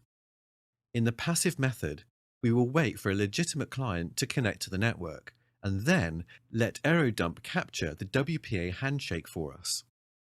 This is useful if your card does not support wireless injection. For example, the Windows version of AirCrack NG has limited injection functionality. But in our case, we are going to use the active method, which means that we are going to connect our wireless client to the WPA network, thereby enabling us to capture the four-way WPA handshake. Alternatively, we can de-authenticate the clients already connected to the AP to capture the WPA handshake, similar to the capture of shared key auth handshake packets. Once AeroDump NG has captured a WPA handshake successfully, it is going to display the message WPA handshake followed by the BSS ID of the AP facilitating the handshake, as highlighted on the screen. We are going to stop AeroDump now and analyze the captured WPA handshake in Wireshark. To view the only specific packets, let's apply a filter for ePOL packets. Here we see the first packet where the AP has calculated the A nonce and included it in a handshake message. We also see the value of the replay counter. The next packet is sent from the client to the AP. It includes the S nonce generated by the client. Also, the replay counter value should match the one sent by the AP. The next two packets contain the sign nonces and installation messages. Now, let's start the WPA cracking process. For this, we need a dictionary file containing passphrases, which will be used by AirCrack NG to crack the WPA PSK. There are a number of dictionary files included with BackTrack. AirCrack also has a dictionary file bundled with it, known as password.lst. For this demo, we are going to choose one of the dictionary files and ensure that our AP's passphrase is present in the file. However, please remember that for real-life penetration testing assignments, it would be a good idea to compile your own dictionary file. This is because passphrases chosen by users are usually related to their particular geographic location. For example, things like common names in that region, names of popular people and places, etc. We are now going to run AirCrack, referencing the dictionary file with a -w option. Then our AP's BSS ID with a -b option, and finally the capture file containing the WPA handshake packets. AirCrack will compute the PTK and the MIC based on each entry in the dictionary file and compare it with the corresponding value in the four-way handshake packets stored in the capture file. In our case, our chosen passphrase is already present in the dictionary file. Therefore, AirCrack should be able to crack the WPA pre-shared key. Of course, the duration of the cracking process would depend on a number of factors, like CPU speed, the size of the dictionary file, etc. AirCrack NG has managed to crack our WPA key. The exact procedure we saw in the video applies to WPA2 PSK cracking as well. This is because even though WPA2 utilizes CCNP for encryption, it still uses a four-way handshake similar to WPA1. We encourage you to take this up as an exercise. First, set up your AP to be in the WPA2 PSK mode, and then try to repeat the steps just shown. To crack the W pre-shared key, the BackTrack suite also has another tool which can be used to crack WPA shared keys. It is known as cowputty. The command has a number of options. Here we are interested in the -F, -R or the -S options. This command will have a result similar to what we saw earlier when we ran the AirCrack utility. Also, now that we know how to obtain WEP and WPA keys, how can we capitalize on this? As a first step, let's try to decrypt the encrypted packets we just captured while cracking the WPA PSK. To do this, we are going to use the AirDecap utility included with the AirCrack NG suite, which enables the decryption of WEP, WPA, and WPA2 capture files. It can also be used to strip wireless headers. As you can see, the command has a number of options. Here, we are going to focus on the -P and -E options. So let's run the modified command. The output of the command prints the number of WPA packets successfully decrypted with our supply passphrase. The decrypted files are stored by adding the -dec string to the supplied file name. This file can be used in any packet analysis tool like Wireshark, T-Shark, etc. Please note that it is always recommended to use the air decap utility with a -B option. Otherwise, it has been observed that it might not decrypt packets correctly. Similarly, web-based capture files can also be decrypted with the air decap utility. We encourage you to test this out yourself. Hint: you can now use the -W option to specify the WEP key in hex. In the next video, we will look at how we can connect back to target networks once we have obtained the WEP or the WPA pre-shared keys. Besides decrypting the captured packets, we can also connect back to compromised networks after obtaining the encryption key. Perhaps this may add extra weight in the outcome for our penetration testing assignments.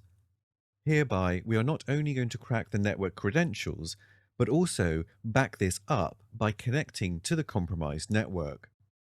Connecting back to web-based networks is fairly straightforward. This can be done using the iconfig utility, which we have seen previously. For example, a possible syntax could be iwconfig WLAN 0 ESSID test lab, followed by the WEP key.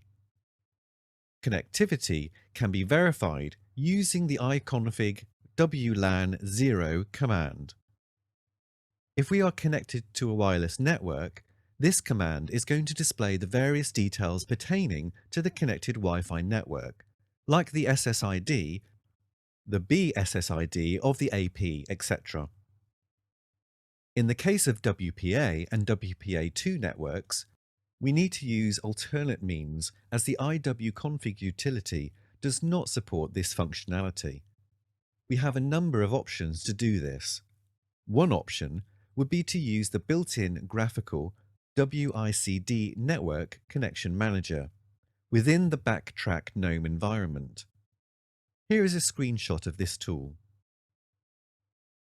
Use of these built-in utilities is fairly simple, and we are going to leave them as an exercise for the viewer. Here, we are going to look at an alternate method to connect back to wireless networks by using a third-party tool known as WPA supplicant. The WPA supplicant utility makes use of configuration files. These configuration files are used to specify various details about the wireless networks we intend to associate with. The website is located at hostapp.epetest.fi/WPA supplicant. In our case, we have taken this sample file and modified it according to our network. Now we are going to open the configuration file in a text editor to see the changes we have made to this file. Next, we are going to run the WPA supplicant utility with the uppercase D option specifying the wireless driver name. In this case, we are going to specify WEXT, which is the generic Linux wireless driver. Then, we will use the -I option to specify the interface name. Finally, we will use the -C option to specify the name of our configuration file. We can also use the -D or ~D option for detailing debugging. This can help greatly while troubleshooting the network connectivity issues. Here, we can see we have successfully connected to our test WPA network. As a final step, we could enable DHCP client on our wireless interface to obtain a dynamic IP address and then test IP level connectivity. This is done via the dhclient3 command, followed by the interface name. Then, we can ping our default gateway and any arbitrary host on the internet to test connectivity. This concludes our discussion on connecting back to compromised networks. In this section, we learned some interesting things about wireless LAN encryption.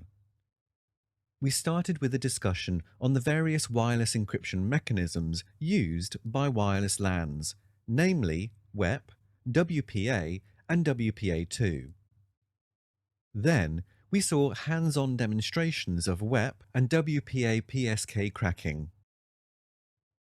The point to remember is that WEP is a flawed protocol, and the WEP key can be cracked pretty easily, irrespective of the strength of the key.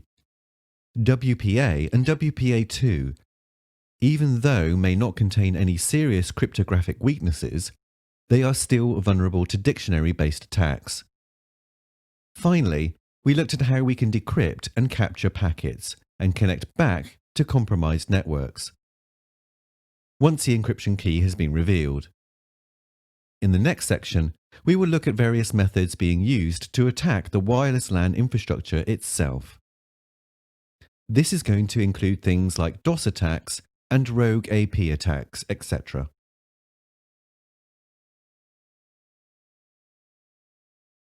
Welcome to the next section of this course, Wireless LAN Infrastructure, Threats and Countermeasures.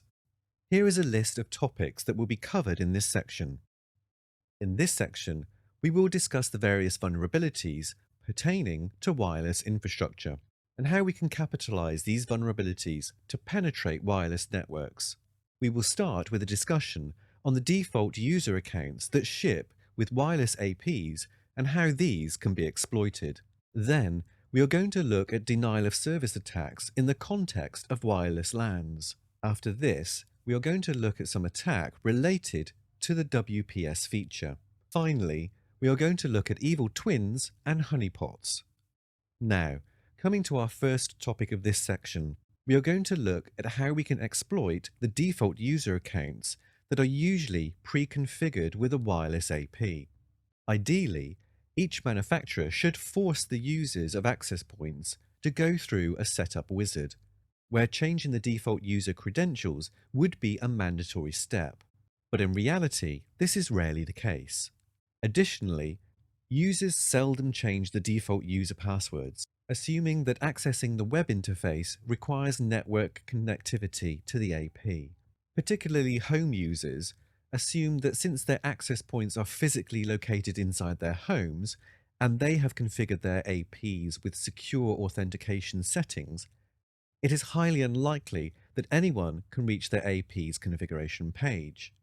However, this assumption is flawed due to various reasons. Firstly, if the user's using WEP or a weak passphrase for WPA and WPA2, an attacker can easily compromise the wireless network. Secondly, sometimes users enable remote management of their wireless AP or modem from the internet and leave the default credentials unchanged. Attackers can then connect to the AP's management page and even retrieve the wireless passphrases keys, as we will see a little later.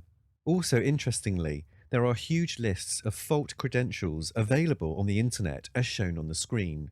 In order to reduce the exposure to these kinds of threats, we must ensure that we recommend sound and secure password policies for wireless infrastructure. This includes attributes like the length, complexity, and the age of user accounts on wireless devices. Additionally, if the access point supports the use of HTTPS, it should be enabled, and clear text HTTP management should be completely disabled. Also, a key hardening configuration is used to restrict the medium from which the AP's management page can be accessed. Ideally, access from both the wireless network and external interface should be disabled. Only users connected to the AP physically using wired connectivity should be allowed to access the AP's configuration-related functions. Now, Let's try to find the default username and password for our lab AP and try to connect to it. As you see, our AP's name and password is listed on this web page. Now that we are connected to the AP, let's try to see the wireless security settings. In this case, the firm we're running on the AP does not even bother to replace the wireless passphrase with the hidden characters like asterisks. Even if it was hidden, once we have access to the AP, the passphrase value can easily be retrieved by viewing the HTML source code. This concludes our first topic. Next, we are going to discuss wireless DOS attacks.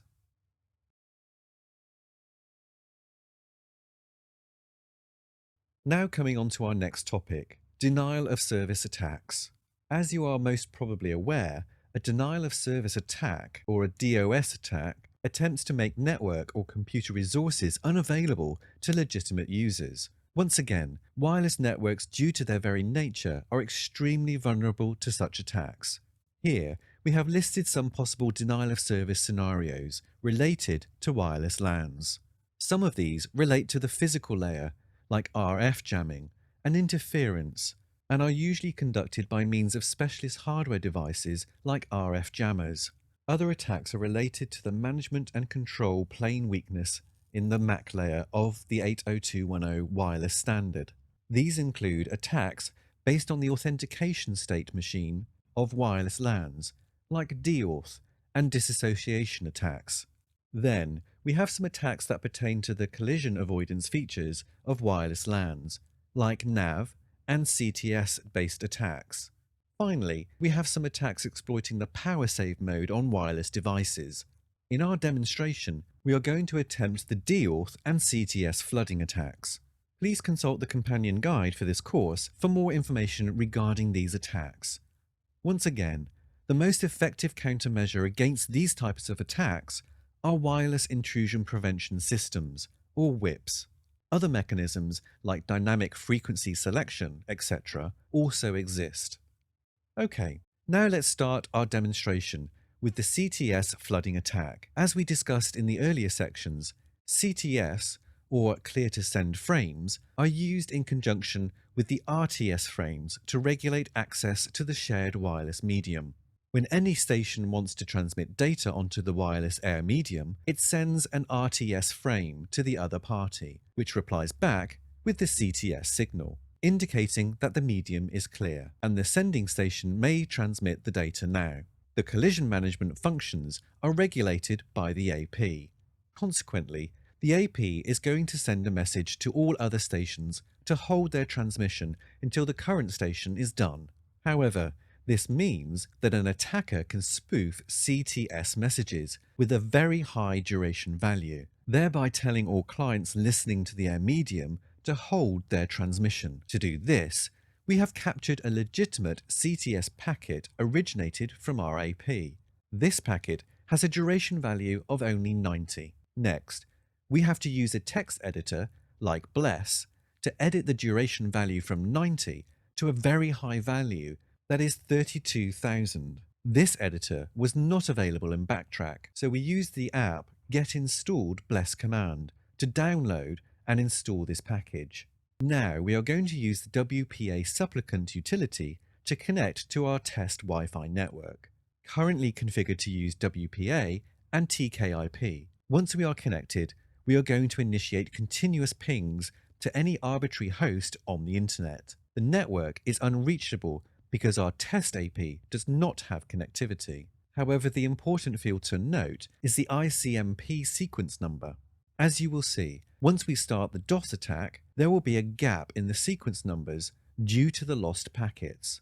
Once again, we will be using the Air Replay NG tool to conduct both of our attacks. The first attack will be based on the interactive packet replay attack option available in Air Replay NG. This is the command we are going to run. We are basically picking a modified CTS packet, the one with the very high duration value, stored in the cts4.cap file, and then replaying it out to the wireless network using mon0. The various parameters are used to match the usual length, type, and subtype of CTS packets. Please consult the official AirCrack documentation to learn more about these parameters. As you see, as soon as we have initiated the DOS attack using the Mon0 interface, which is the monitoring interface of my Alta USB card, the client station connected to our test network using the laptop's built-in wireless network has been denied access to the wireless medium. This is our first DOS attack in action. Okay, let's stop our DOS attack and see if our client's connectivity is restored. Notice the gap in the sequence number from the ICMP packets. Next, we are going to look at the deauth attack. We have already seen this in previous sections. In this case, we are running the deauth attack against a specific client, which is the built-in WLAN 0 interface of our BackTrack machine, the same interface on which we're running the pings. Once again, the deauth attack has the same result. The client has lost connectivity. In this section, we saw hands-on demonstration of two kinds of DOS attacks.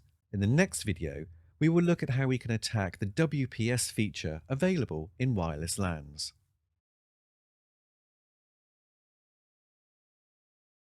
Now we are going to look at practical examples of cracking WPS pins.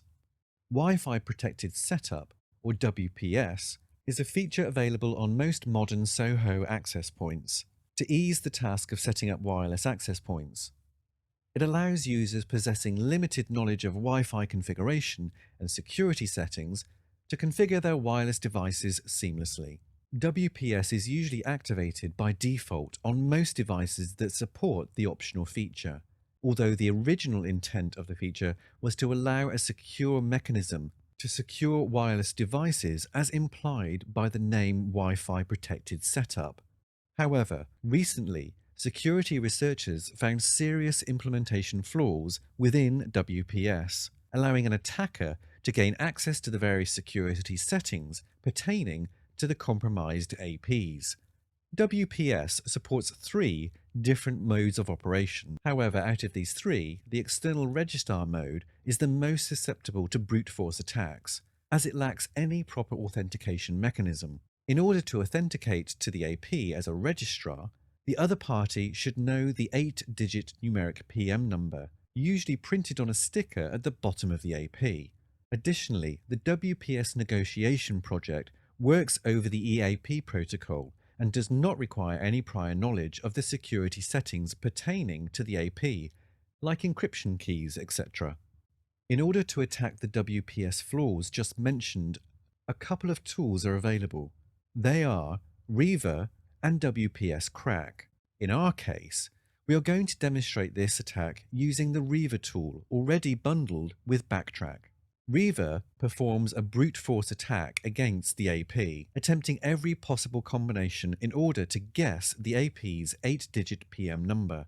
Because of the various weaknesses in the WPS protocol, the tool only has to test about 11,000 pins before the WPS pin can be cracked. The speed at which the cracking process operates depends on a number of factors, like the hardware of the AP, protection mechanisms like temporary locking, and brute force attempts, etc. Usually, the WPS key can be cracked within 4 hours. An excellent write-up on the subject compiled by the author of WPS Crack is located on the link shown on the screen. Further details can also be found in the companion guide for this course. Protection against this vulnerability varies for each access point. On some, WPS can be disabled. On others, a firmware upgrade is required, etc. A non-exhaustive list of vulnerable devices is maintained in the WPS vulnerability database, mentioned in the companion guide. Now we are going to start our cracking process by running the Wash tool available with Reaver. This tool scans the network, searching for WPS-enabled wireless devices that can be cracked using Reaver. Please note that it is important to use the -E option with this command to ignore frame check some errors. We are going to use our test SSID highlighted on the screen to demonstrate WPS cracking. Next, we are going to run the Weaver utility. specifying our monitoring mode interface, then the BSS ID of our AP, and some other options required for our particular AP. The uppercase S option speeds up the cracking process, and the double V option is enabled to view a more verbose output. Since I had already cracked the key a little while ago, the tool inquires whether we want to resume the previous session. In this case, we will choose yes. As you can see, Reaver has managed to crack the WPS PIN configured on our AP, and has also managed to retrieve the current WPA PSK key used on the access point. It took about 42 minutes to crack the WPS PIN. Once we know the WPS PIN, we can also launch more advanced attacks, like modifying the configuration and security settings on the access point itself. This can be done by various tools, including the WPA supplicant utility we saw earlier. In the next video, we will look at setting up wireless evil twins and honeypots.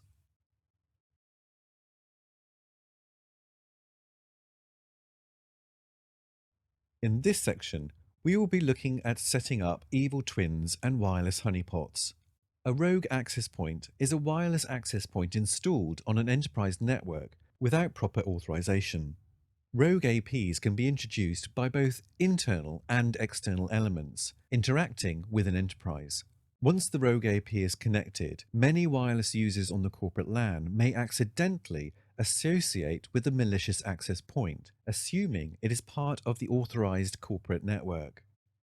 Once this happens, the attacker can orchestrate other advanced attacks, like man-in-the-middle attacks.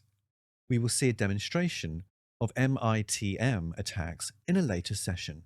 An evil twin is a special kind of rogue AP, which exactly mimics the network and security parameters of the Wi-Fi network. Some evil twins take it one step further, where they not only spoof the SSID of the legitimate network, but they also mimic the BSSID or the MAC address of legitimate APs. These breed of evil twins can be very difficult to detect and deter. In our demonstration, we will look at how we can create such kind of evil twins by utilizing AP MAC spoofing. First, let's create wireless networks running on the wireless air medium using AeroDumpNG. In our case, we are going to consider our physical AP as the legitimate corporate network, having the BSS ID of TestLab. As seen here, we already have a client associated with this legitimate access point. Next, we are going to use AirSpaceNG utility to create a software-based access point. Once again, this utility has a number of options. Here, we are going to focus on the -A and -C options, and the ESSID option to specify the network's SSID. Our ESSID will be the same as the legitimate network, but for now we are specifying an arbitrary MAC address BSSID. Since our actual address point is using the WPA1 protocol with CCNP encryption, we have used the -Z option with the number 2, which is used for creating CNP encryption-based soft APs. The encryption scheme being used by the legitimate AP can be seen from AeroDump if there are any active clients. Additionally, Wireshark can be utilized to identify the encryption scheme being used.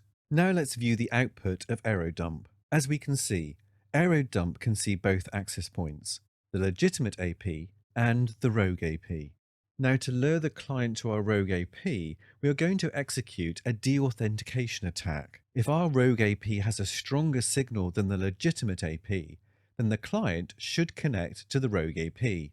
In this case, the client has associated to our rogue AP, as we can see from the Airbase NG logs.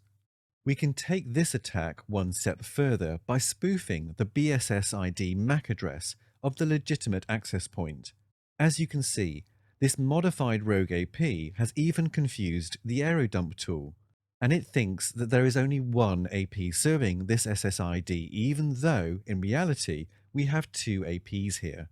This concludes our discussion on wireless evil twins and honeypots.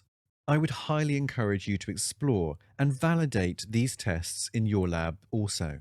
In this section, we looked at various attacks on the wireless infrastructure itself. We started with a discussion on default accounts and credentials on access points, and how these can be exploited. The viewer can take these attacks further by using tools already bundled with BackTrack, like Hydra, to force each AP's TTAP authentication. After this, we looked at practical demonstrations of two Wi-Fi DOS attacks, namely CTS flooding and deauth flooding. These kinds of attacks can possibly bring wireless networks to a complete fault. Once again, I encourage you to try out more DOS attacks in your lab environment. For example, you can do a broadcast disassociation attack using the MDK3 tool in BackTrack. Then, we looked at a demonstration on cracking WPS pins using the Wash and Reaver utilities. Finally, we looked at how to set up a fake wireless APs or evil twins, and then lure clients to connect to our rogue APs. In the next section, we are going to look at some advanced wireless attacks, focusing on wireless clients, which is an area frequently neglected in security policy development and enforcement.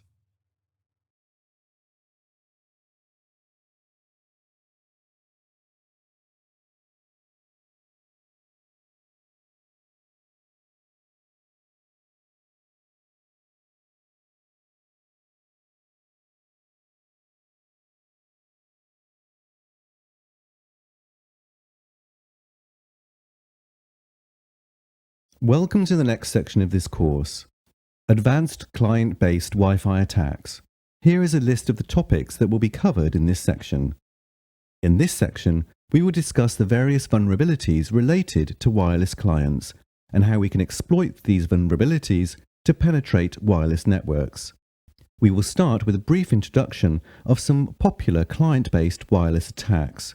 We need to understand these attacks before they can be executed, as their execution can sometimes be intricate and it requires proper planning before their successful orchestration.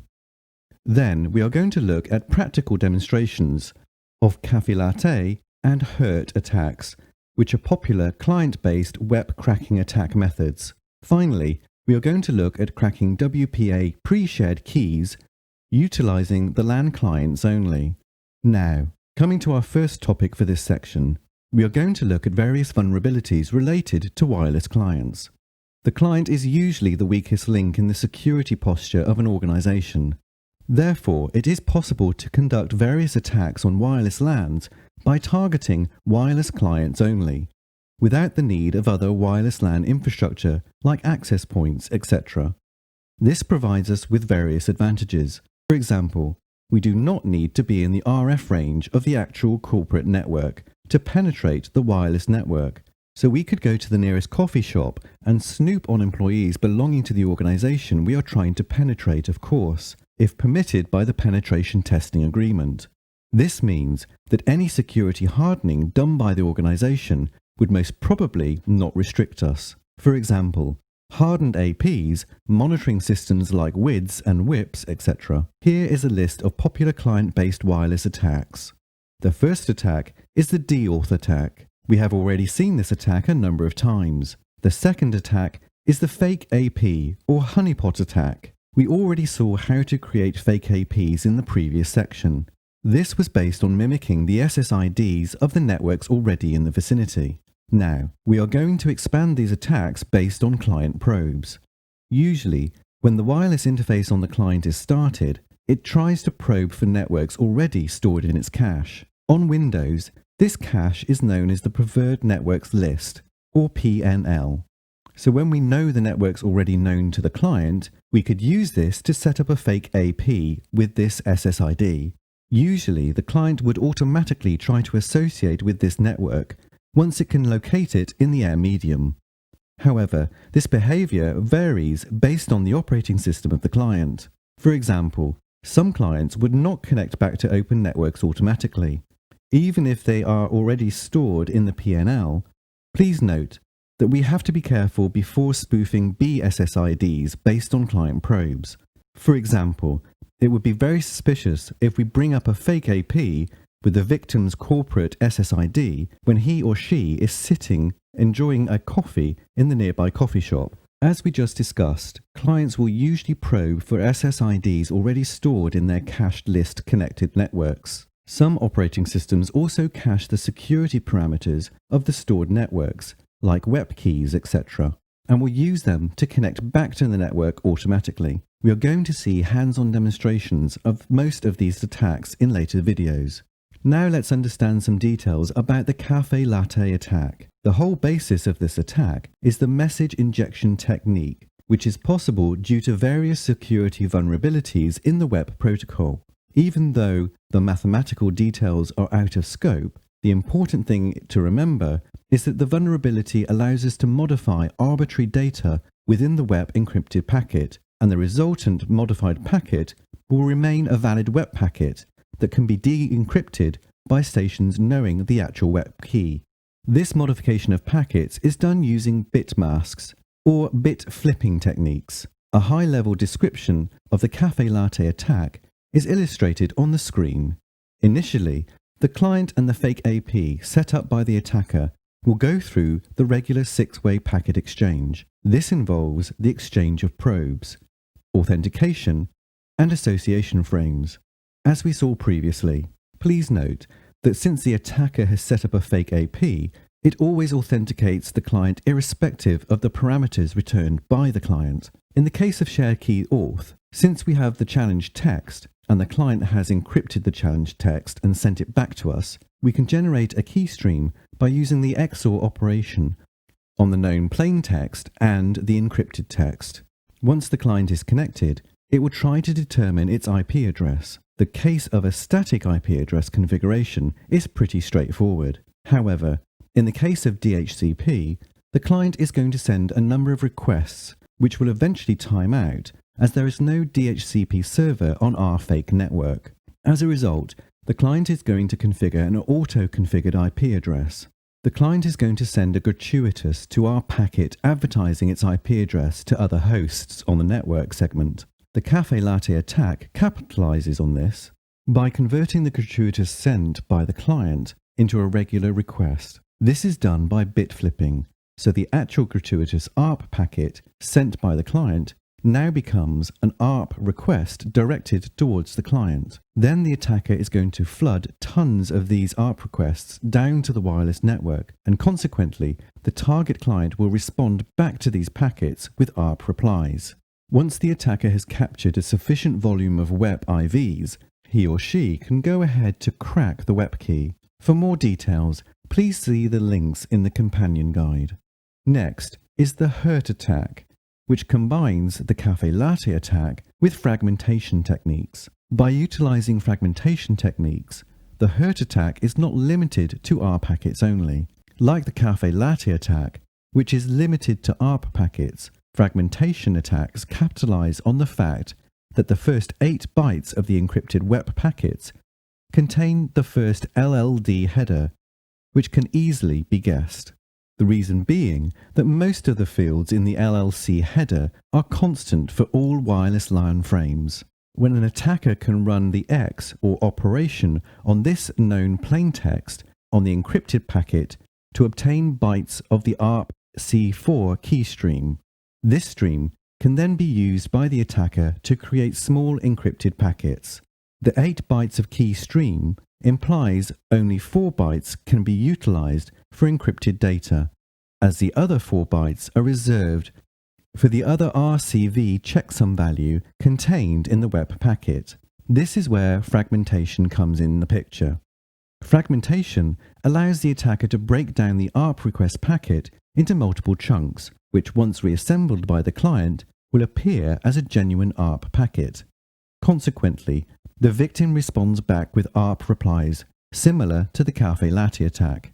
Please note that the hurt attack still uses bit flipping to transform the packet received from the client into a valid ARP request, ensuring that the packet remains as a valid WEP encrypted packet.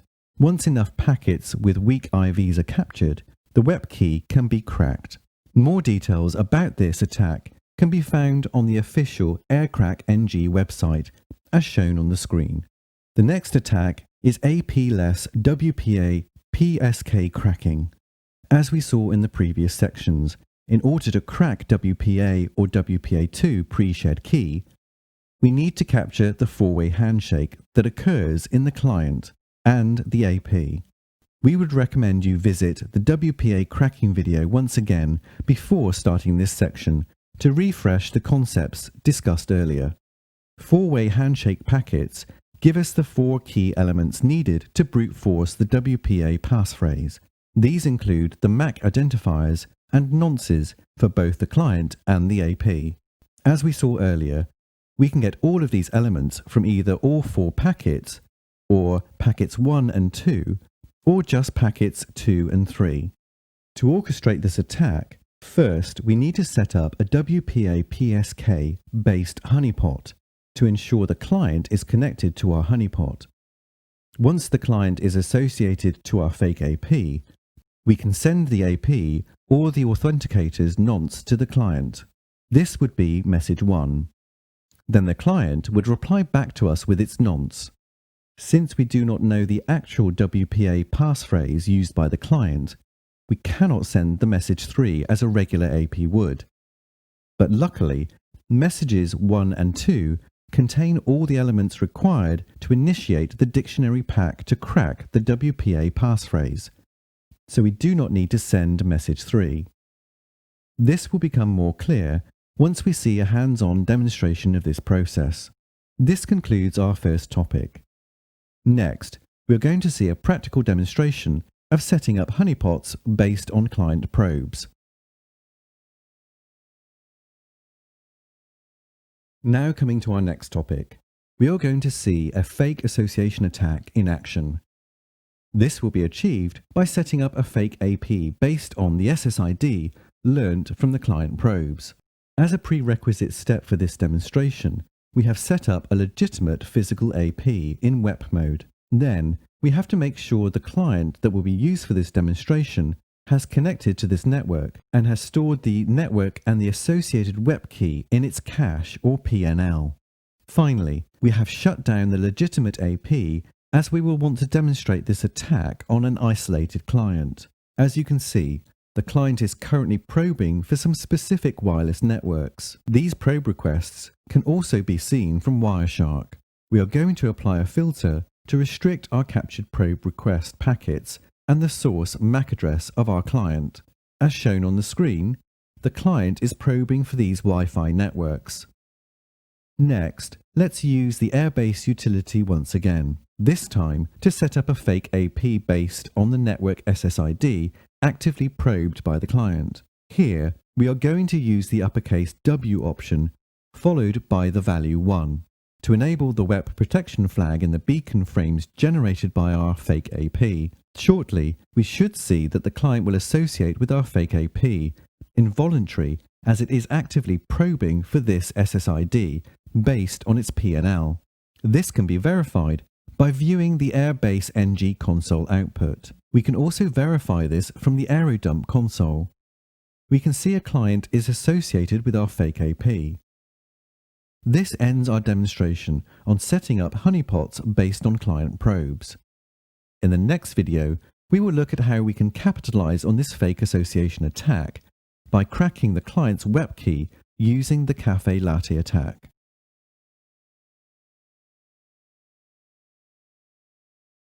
Now we are going to look at a practical example of the Cafe Latte attack. We have already discussed the internal workings of the Cafe Latte attack in the opening video of this section. We are going to start by running the Airbase utility, similar to the previous video. However, now we are going to specify one additional parameter, which is the uppercase L option, which instructs the Airbase utility to attempt the Cafe Latte attack against our victim automatically. Once again, our client should automatically associate with our fake AP, as this network is cached in its list of preferred networks, or PNL. This means we do not need to run the Air Replay utility. Airbase NG will automatically convert the gratuitous from the client into a request, and then replay on the Air medium. In parallel, let's launch the AeroDump NG utility with the -W option to store the WEP encrypted packets. Please note, that since both Cafe Latte and Hurt attacks are client-based, our packet injection rate is very less compared to the access point-based web cracking. This means that in the client-based web cracking, it can take a long time to collect the IVs required to crack the web key. Also, we need to launch AirCrack NG specifically to find our capture file, so that when we have enough IVs, it can crack the web key for us. There we have it. AirCrack has managed to crack our web key. However, please remember that the actual AP is shut down, and we have to manage to crack the web key just by using an isolated client. This demonstrates how vulnerable wireless networks are utilizing WEP-R. Once again, WEP is a depreciated protocol and should never be used in production networks. This ends our demonstration on the Cafe Latte attack. We encourage you to test this out in your wireless lab. In the next video, we are going to look at a similar attack known as the Hurt attack.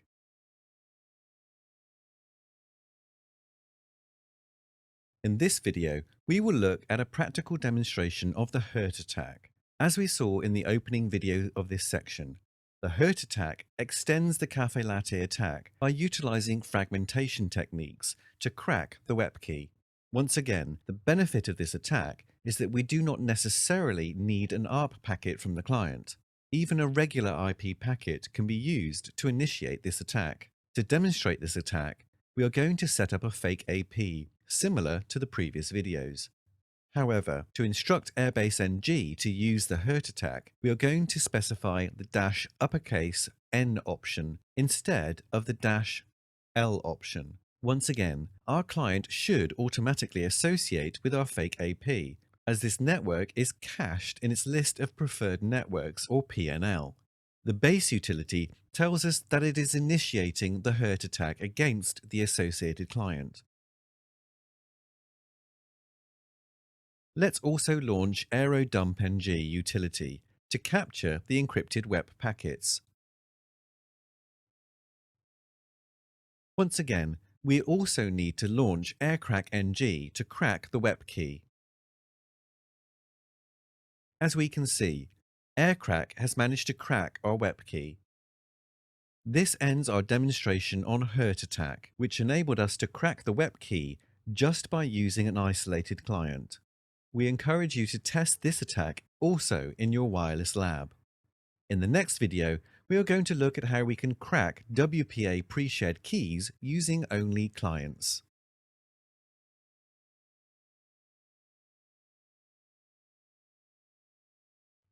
Now let's look at a hands-on demonstration of cracking WPA pre-shared keys using only a single client, without leaving any other network element like access points, etc. As we discussed in the opening video for this section, we can brute force WPA or WPA2 passphrases by capturing the first two packets of the four-way handshake between the client and the AP. First, let's change the configuration of our access point to use WPA encryption, similar to the configuration done in the WPA cracking video.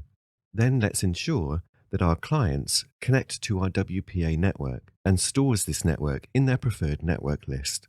After this, we are going to shut down a legitimate AP. Next, let's launch the AeroDumpNG utility to capture the WPA four-way handshake.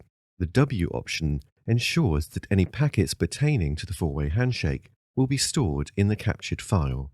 Next, we are going to set up a fake AP, similar to the previous videos.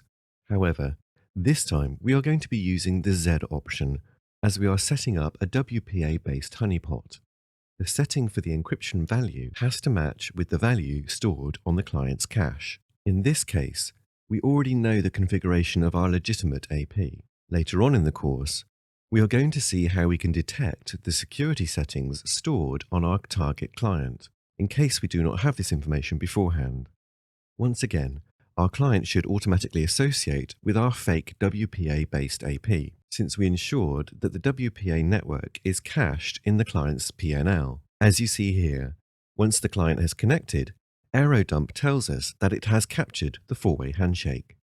However, please note that this is a partial capture, containing only messages 1 and 2. Next, we need to launch AirCrack NG specifying the dictionary file containing passphrases in the capture file containing the WPA handshake. As we saw previously in the WPA cracking video, AirCrack is going to complete the required parameters like PMK, PTK, MIC, etc. based on each entry in the dictionary file, and then compare the calculated MIC value with the corresponding value received from the client, stored in the capture file. In our case, our chosen passphrase is already present in the dictionary file. Therefore, AirCrack should be able to crack the WPA pre-shared key. As we can see, AirCrack NG has managed to crack our WPA passphrase. We can also use cowpatty to crack the WPA key. However, please note that we need to use the 2 option with cowpatty, as our capture file contains only a partial WPA 4-way handshake. Please note that the same client-based WPA cracking procedure we saw in this video also applies to WPA2 PSK networks. This concludes our demonstration on APLS WPA cracking. Once again, we encourage you to test this attack both with WPA and WPA2 in your lab. In this section, we looked at various client-based wireless attacks. We started with a discussion on the theoretical essentials of popular client-based wireless attacks. After this, we looked at practical demonstrations of 2 client-based web cracking methods, namely Cafe Latte and Hurt attacks. Finally, we looked at how we can crack WPA keys by utilizing only wireless clients. In the next section, we are going to look at some very advanced wireless attacks, like man-in-the-middle and session hijacking attacks.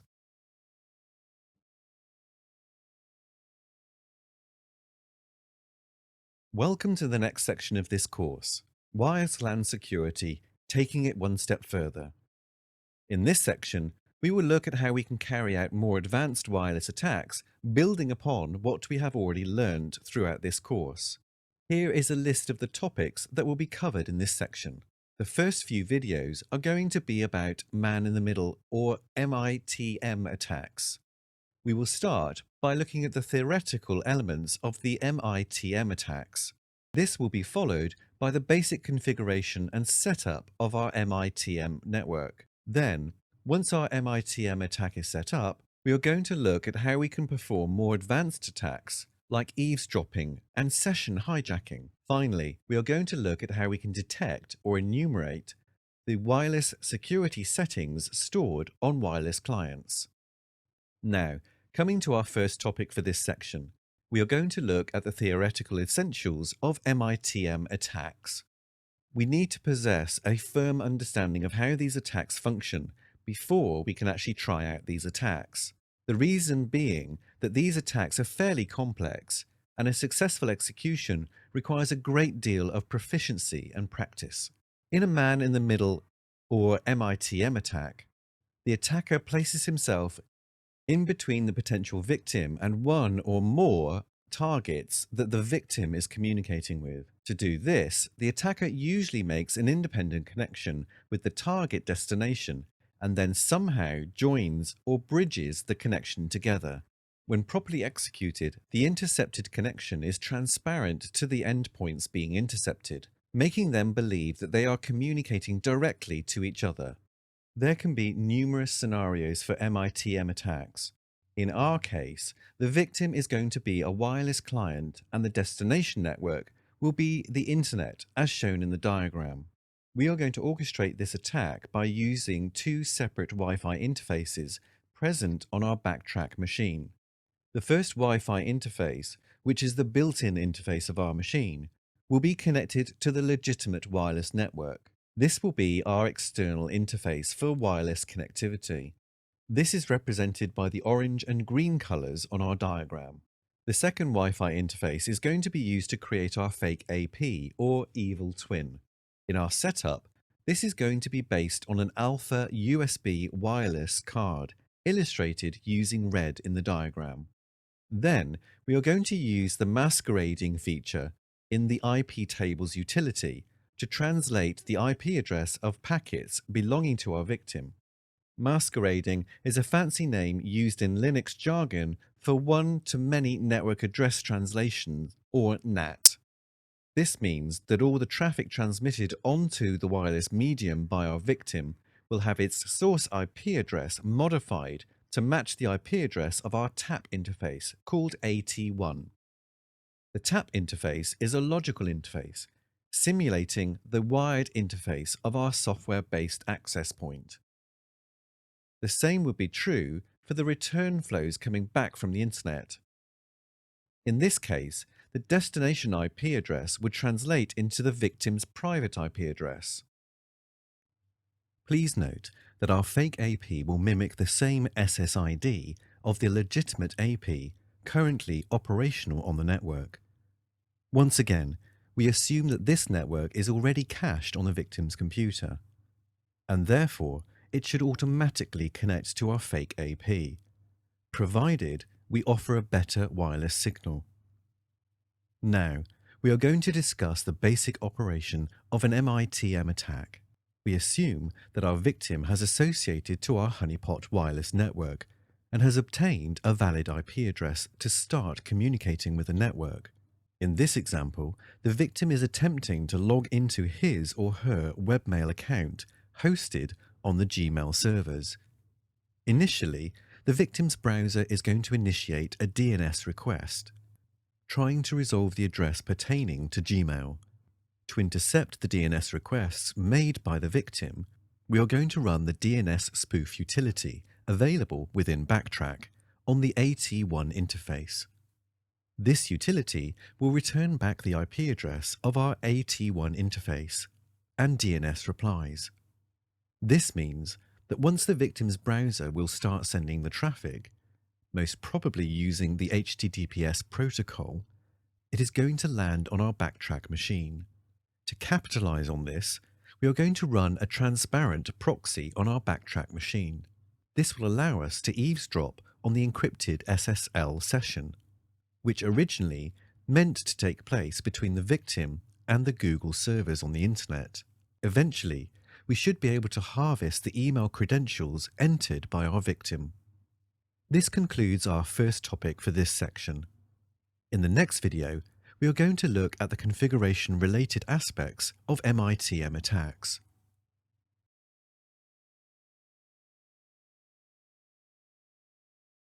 Now we are going to look at how we can set up our wireless network for the man-in-the-middle attacks.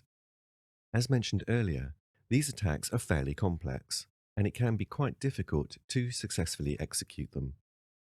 Based on the diagram shown on the screen, our first step would be to configure the segment between the victim's machine and our BackTrack machine's wireless LAN 1 interface. Let's start by configuring DHCP daemon on our BackTrack machine. To do this, we have to first install DHCP3 daemon using the apt-get utility as shown on the screen.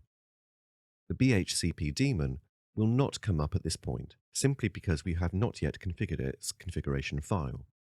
If we are making any changes, let's take a backup of the default configuration file that ships with the DHCP daemon. For our demonstration, we are going to use the configuration file shown here.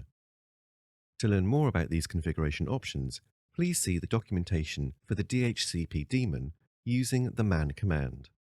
The important point to remember is that the DNS server's IP should not be the IP of the TAP or ITM interface, but it should be some server line on the external interface, at least for our setup. Next, we are going to set up a fake wireless AP, or honeypot, as seen in the previous videos. To do this, we have to set up a monitor mode interface based on our Alpha Wi-Fi card. Here, we have to set up multiple interfaces because of some incompatibility between Airbase NG and Wi-Fi hardware. Please see the companion guide for more details regarding this. Next, we are going to reference this interface with the Airbase NG utility to set up our evil twin. In this case, we are using the ESSID value of ABC Company and the -W option to enable WEP mode. Once again, since this network is already cached on the target client, it would eventually associate itself with our fake AP, provided we offer a suitable wireless signal. The base NG utility has automatically created a tap interface for us called AT1. This simulates the wired interface of our fake AP. Please note that the interface is shut down by default. Next, we are going to configure an IP address on this interface and then bring it up. If you face any issues with tap interfaces, it would be a good idea to run the command mod probe ton before bringing up the fake AP. This interface will act as a virtual default gateway for our wireless clients. Finally, we are going to configure the DHCP server to listen to our tap interface AT1. In this case, the BHCP daemon service has already been started. Now our client should be able to connect to our fake AP and receive an IP address. However, at this stage, it will not have any connectivity to the internet because we still have to set up the other leg. Next, we are going to look at the configuration of the external interface called Wireless LAN 0, which in our case is the built-in wireless LAN interface of the BackTrack machine. The configuration of the external interface is going to be pretty straightforward. We just have to connect this interface to our legitimate AP using the appropriate settings. Here we can see a sample configuration file for WPA supplicant. Next, we have to reference this file with a -C option of the WPA supplicant utility. In this case, we have successfully connected to the legitimate AP. Now let's enable DHCP client on our external interface, Wireless LAN 0, so we can get a valid IP address from the default gateway from the legitimate AP. Next, let's test connectivity to the internet by pinging an arbitrary host. As you can see, we can successfully reach out to the internet by using our BackTrack machine's external interface, Wireless LAN 0. As you know, we have already configured the client-facing interface Wireless LAN 1 with a fake AP to lure our victim. Finally, we have to join these two interfaces together in order to execute the MITM attack. We can do this in a number of ways. For example, we could bridge the control utility, or BRCTL, to bridge these interfaces at layer 2. We could also use the IP tables utility to masquerade or translate all of our traffic to the IP address of our external interface. Here, we are going to choose the IP tables option. Please see the companion guide for more details about this design choice. Here you can see our IP tables configuration. The first 4 lines are just meant to flush any existing rules already present on the box. The next line is going to accept all incoming traffic arriving on our tap interface, which once again is the wired interface of our fake AP.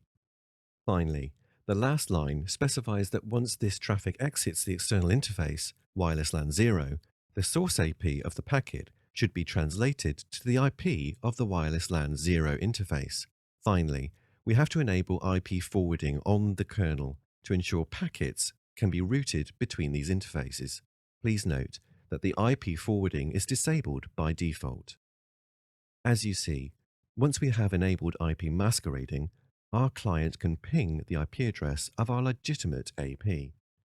This means our wireless client machine can communicate to the legitimate network as if it was directly connected to it. If the MITM setup is configured properly, all of these steps we have seen so far should be completely transparent to the end user. This ends our demonstration related to the basic setup of MITM networks. In the next video, we will look at how we can capitalize on this by eavesdropping on packets exchanged by our victim.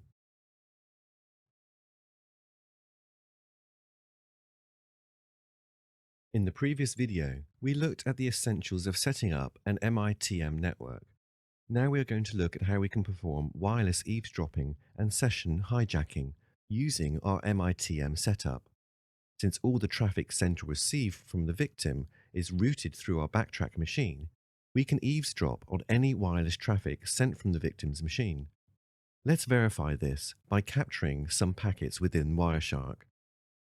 Please note that for this demonstration, we are using BackTrack's GNOME environment instead of the SSH console sessions used in previous videos. Next, we are going to select the AT1-tap interface because all packets sent by the victim using our wireless medium get copied onto this interface. Even if our fake AP is set up for encryption, our packets are going to be de-encrypted before they are copied to the AT1 interface, similar to what a regular AP would do when reeling packets onto its wired interface. First, we are going to restrict Wireshark to HTTPS packets only to restrict output to web traffic only. Here are the packets seen in Wireshark. We can see that our victim tried to search for the string BackTrack 5R3.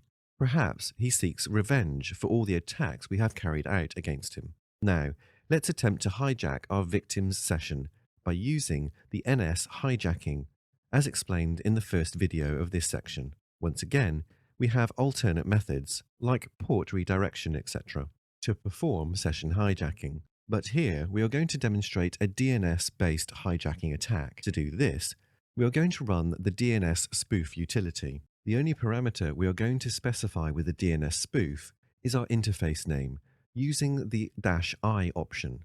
Now all DNS requests sent to the DNS servers configured on the victim will be intercepted by the attacker's machine, and the IP address of the AT1 interface is going to be returned in the DNS response packets instead of the actual public IP address. This can be verified by looking at the console output of the DNS spoof utility. Also, we can look at the DNS cache of the victim's machine by using the ipconfig/displaydns command. Finally, we are going to start the burp suite as an intercepting proxy. The main reason for choosing the burp suite is that it supports transparent proxy mode.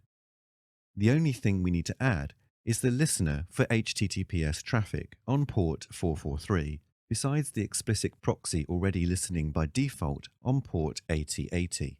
In this case, we are going to allow transparent connections also because, in most real-life scenarios, we would not have the liberty of influencing the proxy settings of our victim's browser.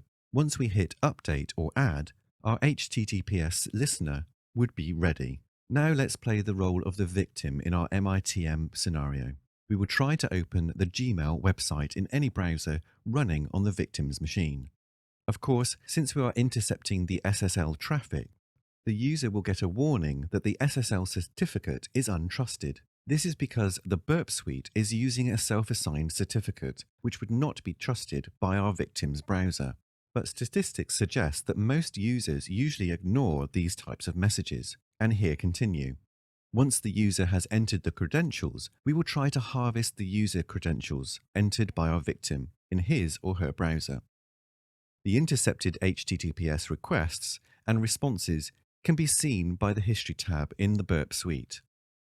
As you can see, the burp proxy suite displays the credentials entered by the victim, even though they were transmitted over SSL, by virtue of the session hijacking being performed. This ends our demonstration on wireless hijacking and session eavesdropping. However, it is worth mentioning that the world of MITM attacks is very diverse. We encourage you to explore other tools like Ettercap, SSL Strip, DriftNet, etc. to learn more about MITM attacks. Also, there are many scripts available to automate the MITM attack process. Please see the links in the companion guide for more details. In the next video, we're going to look at how we can detect the security settings stored or cached by wireless clients.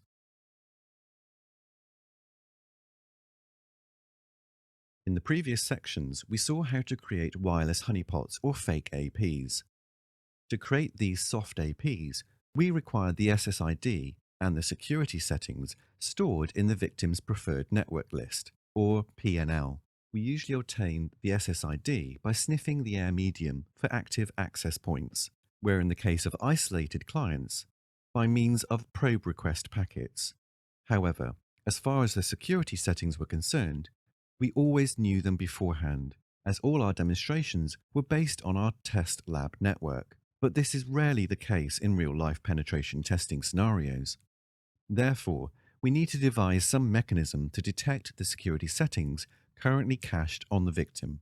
It is also worth noting that the probe requests sent by the wireless clients do not contain any hints about the security settings being used. So to get around this, we can create multiple access points utilizing the same SSID, but having different security configurations. Now, once our roaming client probes for networks cached on its PNL, it will connect to the fake AP advertising security settings matching those already stored in its cache. For our demonstration, we are going to assume that the cache client profile is configured for one of the following: an open network, WEP, WPA PSK, or WPA2 PSK. This implies that we would need to create 4 access points and 4 monitoring interfaces. Instead of running 4 instances of Airbase NG manually, we are going to use an automated script known as Wi-Fi Honey. This script will automatically create 5 monitoring interfaces and 4 soft APs for us. The 5th monitoring interface will be used to run AeroDump NG. So let's begin by installing the script on our BackTrack machine. This is done via the apt-get utility. First, we're going to make sure that our package list is up to date by using the apt-get update command. Then, we are going to download and install the Wi-Fi Honey package. Next, let's browse to the contents of the directory containing the script. It would be a good idea to go through the README file before running the script. Now, let's run our script. The only required parameter is the SSID, which will be passed onto the Airbase utility via the script. Here, we are also going to specify the channel number for our fake APs and the name of our wireless interface, Wireless LAN 0, to create the monitoring interfaces. This script is going to create 5 tabbed windows for us using the screen utility.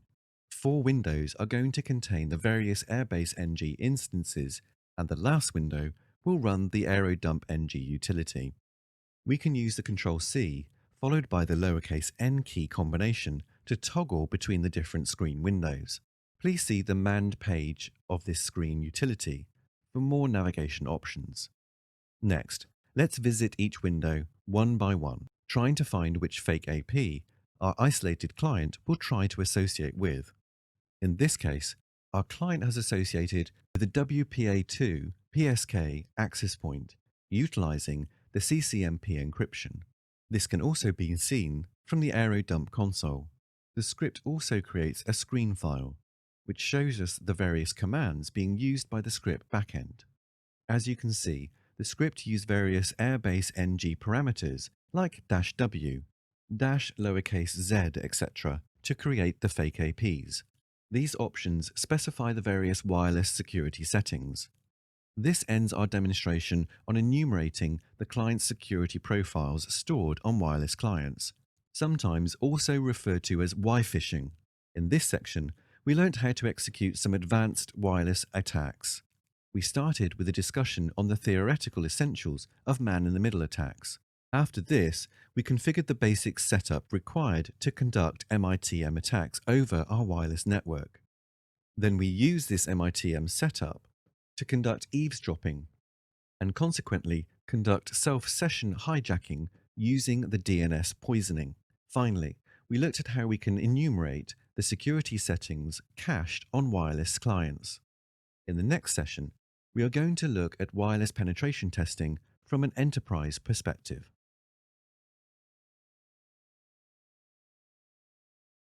Welcome to the next section of this course, Enterprise Wireless Hacking. Here is a list of topics that will be covered in this section. In this section, we will look at the various vulnerabilities in the enterprise of WPA and WPA2 and how they can be exploited to our advantage. We are going to start with a discussion on the basic steps required for the free radius daemon setup on the BackTrack security distribution. This will be followed by hands-on demonstrations of attacking 2 variations of the authentication suite, namely PEAP and ETTLS. Finally, we are going to look at some security best practices related to enterprise wireless LANs. We are going to start by giving a brief introduction of Free Radius WPE, which is a penetration testing focus patch for a very popular open source radius server known as Free Radius. Since the configuration of the regular Free Radius server can be pretty involved, the WPE patch enhances the capabilities of the Free Radius server in a number of ways. Some of these have been mentioned here, but most important ones being the configuration of the various EAP types imported on FreeRadius and the automatic logging of authentication credentials. Please note that we are not going to dwell in the theory of details related to EAP. Please check the various resources mentioned in the companion guide to learn more about the EAP authentication framework. Particularly, the presentation mentioned here is really useful to get a quick overview about the EAP framework itself and the related security vulnerabilities. Now, coming to our first topic for this selection, we are going to look at how we can set up the FreeRadius daemon on our BackTrack machine. This will set the stage for various WPA enterprise cracking attacks that will be demonstrated later in this section. As you may know, the BackTrack 5R suite comes bundled with the FreeRadius daemon and the various and associated wireless ponage patch known as FreeRadius WPE. However, we still have to do some configuration steps before we can start using our FreeRadius server. Let's start by running the FreeRadius daemon with the -C option. To check the status of our current reconfiguration files, the uppercase X directive instructs the daemon to display the various debugging on the console. As you see, the Radius daemon is failing to start. This is because we still have to set up our daemon and install some packages before it can properly function. The first important step is required because by default, the FreeRadius that ships with BackTrack has not been compiled with an open SSL support. You can see this from the console output here. So, let's get our SSL library from the internet. Here, I already have downloaded it, for it says that no packages have been updated. Now let's go to the FreeRadius folder and then recompile and reinstall the FreeRadius software so that the open SSL support is working properly. Then, we need to run the FreeRadius WPE setup via the BackTrack GNOME navigation menu to generate self-signed certificates for our Radius daemon. This setup script will automatically generate our certificates and copy them to the appropriate folder as shown on the screen. Let's now browse the content of the directory containing the various Radius WPE configuration files.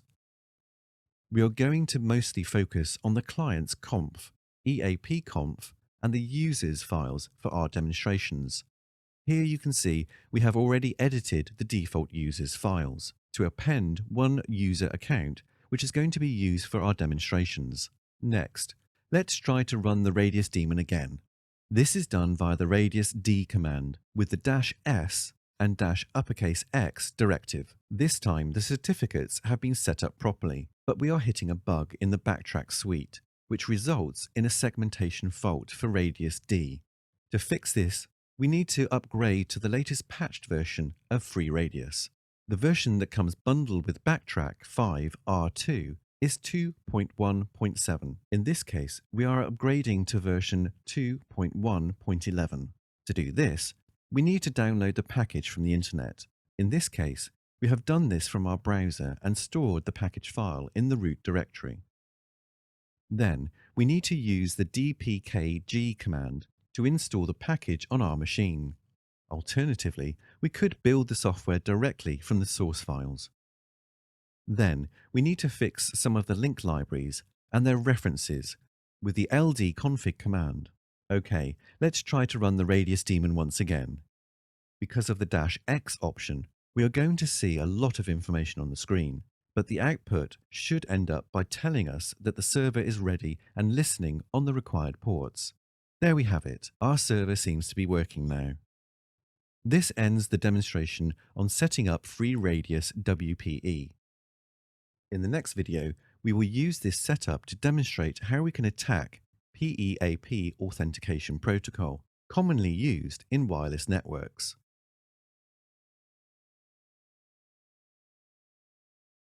Now we are going to look at how we can crack PEAP authentication protocol.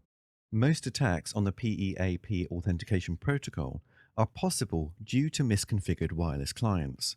Perhaps the most common configuration error is to disable certificate validation. In our demonstration, we are going to simulate a PEAP attack based on the same mechanism. Once the certificate validation is disabled on the client, we can present any arbitrary certificate to the client and it will be blindly accepted. Here you can see that our client has already been configured to bypass certificate validation. Let's start this exercise by revisiting the configuration files for the 3 radius daemon that we saw in the previous video. First, let's verify that the user account we created previously is still there. We are using the egrep command to filter out commented lines in the configuration file. Secondly, let's make sure that the PEAP is the default authentication mechanism in the eap.con file. Then, let's look at the radius shared secret value configured on our free radius server, so that we can configure the same value in the access point. Our radius requests are going to be initiated from a soft AP running on the BackTrack machine itself. Therefore, we are connected with the key corresponding to the post. Finally, you might have to comment out these 2 lines in the default configuration for the proxy.com file, else your radius server might not come up. Next, let's run our radius daemon, as we saw in our previous video. Okay, now that our server is ready, let's try to do a simple authentication test of our radius server. This can be done with a rad test command. In this case, we have received an access accept message, which means the credentials we supplied are valid. Additionally, we could use the EAP all test utility included with WPA supplicant to test EAP all exchanges. We can also view the logs generated by FreeRadius WPE by issuing the tail command. As you see, the clear text credentials we entered in the rad test utility have been captured. Next, we are going to set up a fake wireless AP, as seen in the previous videos. However, this time, we are going to use the host AP utility instead of Airbase NG. The reason being that Airbase NG will not allow us to specify an IP address for our radius server, which is a basic requirement for our WPA enterprise setup. Alternatively, we could have used a regular hardware-based AP by pointing it to the LAN IP address of our BackTrack machine. Running the radius daemon. Here you can see our sample configuration file for host ADP.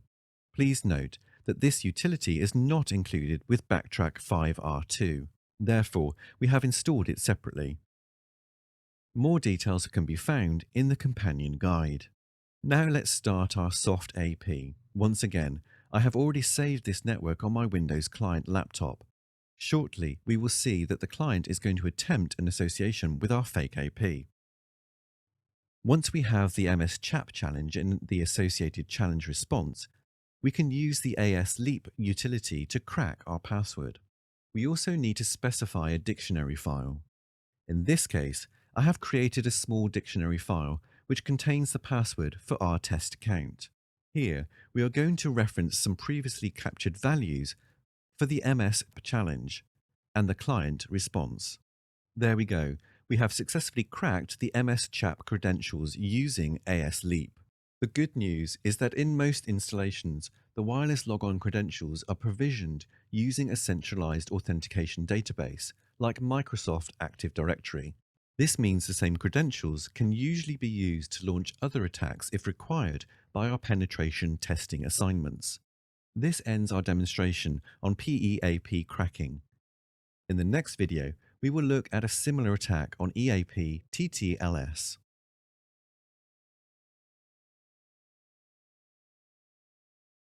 We are now going to look at how we can crack the EAP TTLS authentication mechanism used to secure WPA or WPA2 based enterprise wireless networks.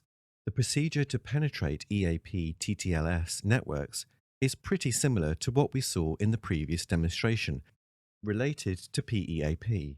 The only major difference is that EAP TTLS supports multiple inner authentication methods that operate inside the TLS tunnel, whereas the common version of PEAP, known as PEAP 3.0, only supports MS-CHAP v2 as the authentication mechanism. However, there is nothing to worry. All of the other inner auth mechanisms are less secure than MS-CHAP v2 and can easily be captured using FreeRadius WPE.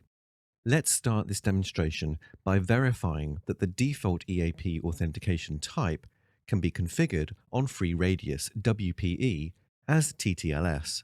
In this case, I have already modified the default authentication mechanism from PEAP to EAP TTLS in the EAP configuration file.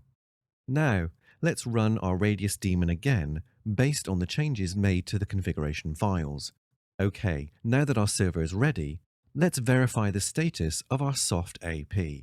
The setup of the wireless AP is going to be identical to the previous video, as the AP just has to relay the EAP packets received from the wireless client to the access point using radius TLVs.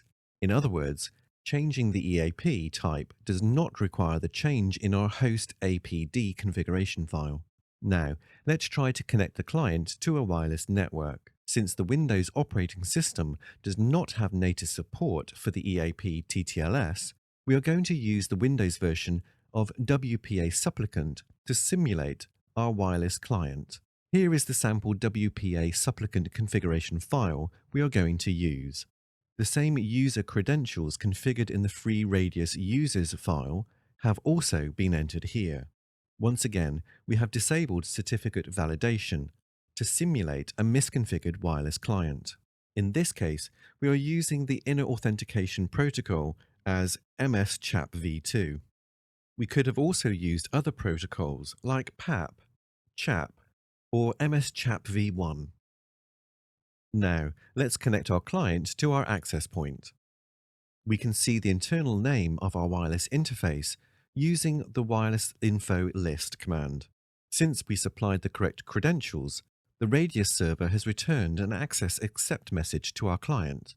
Now, let's check our free Radius WPE log file to see if the MS-CHAP challenge handshake has been logged. Then, we can use the ASLeap utility to crack our password. Shortly, we should see that our MS-CHAP credentials will be cracked by the ASLeap utility. This ends our demonstration on EAP ATTLS cracking. In the next video, we are going to look at some of the best practices and guidelines to enhance the security of enterprise wireless networks.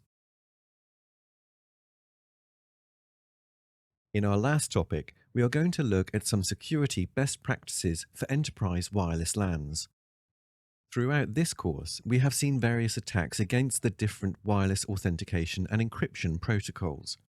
Therefore, we should already have a fair idea on how selective we should be during the design and planning phase of a wireless network. The protocols or technologies mentioned on the top portion of the screen should be avoided based on the security or administrative limitations. For small or mid-size organizations or low to medium security environments, the use of WPA2 PSK with a very strong passphrase is recommended. For larger enterprises or environments requiring more security, the use of WPA2 Enterprise with EAP TTLS or PEAP is recommended. For environments that are very sensitive with regards to security, the use of EAP TLS is recommended as it mandates certificate-based authentication for both clients and servers. Of course, this added security will come with an overhead of managing client certificates. However, both PEAP or ETTLS can offer some reasonable security for most enterprises, provided they are configured in a secure manner. The diagram shown here details most of these security configuration options based on the default wireless configuration utility bundled with Microsoft Windows, sometimes known as Wireless Zero Configuration, or WZC. In an enterprise environment, these settings should be enforced globally using tools like Active Directory Group Policy Objects. We have to ensure that all these options are enabled for our PEAP and ETTLS deployments.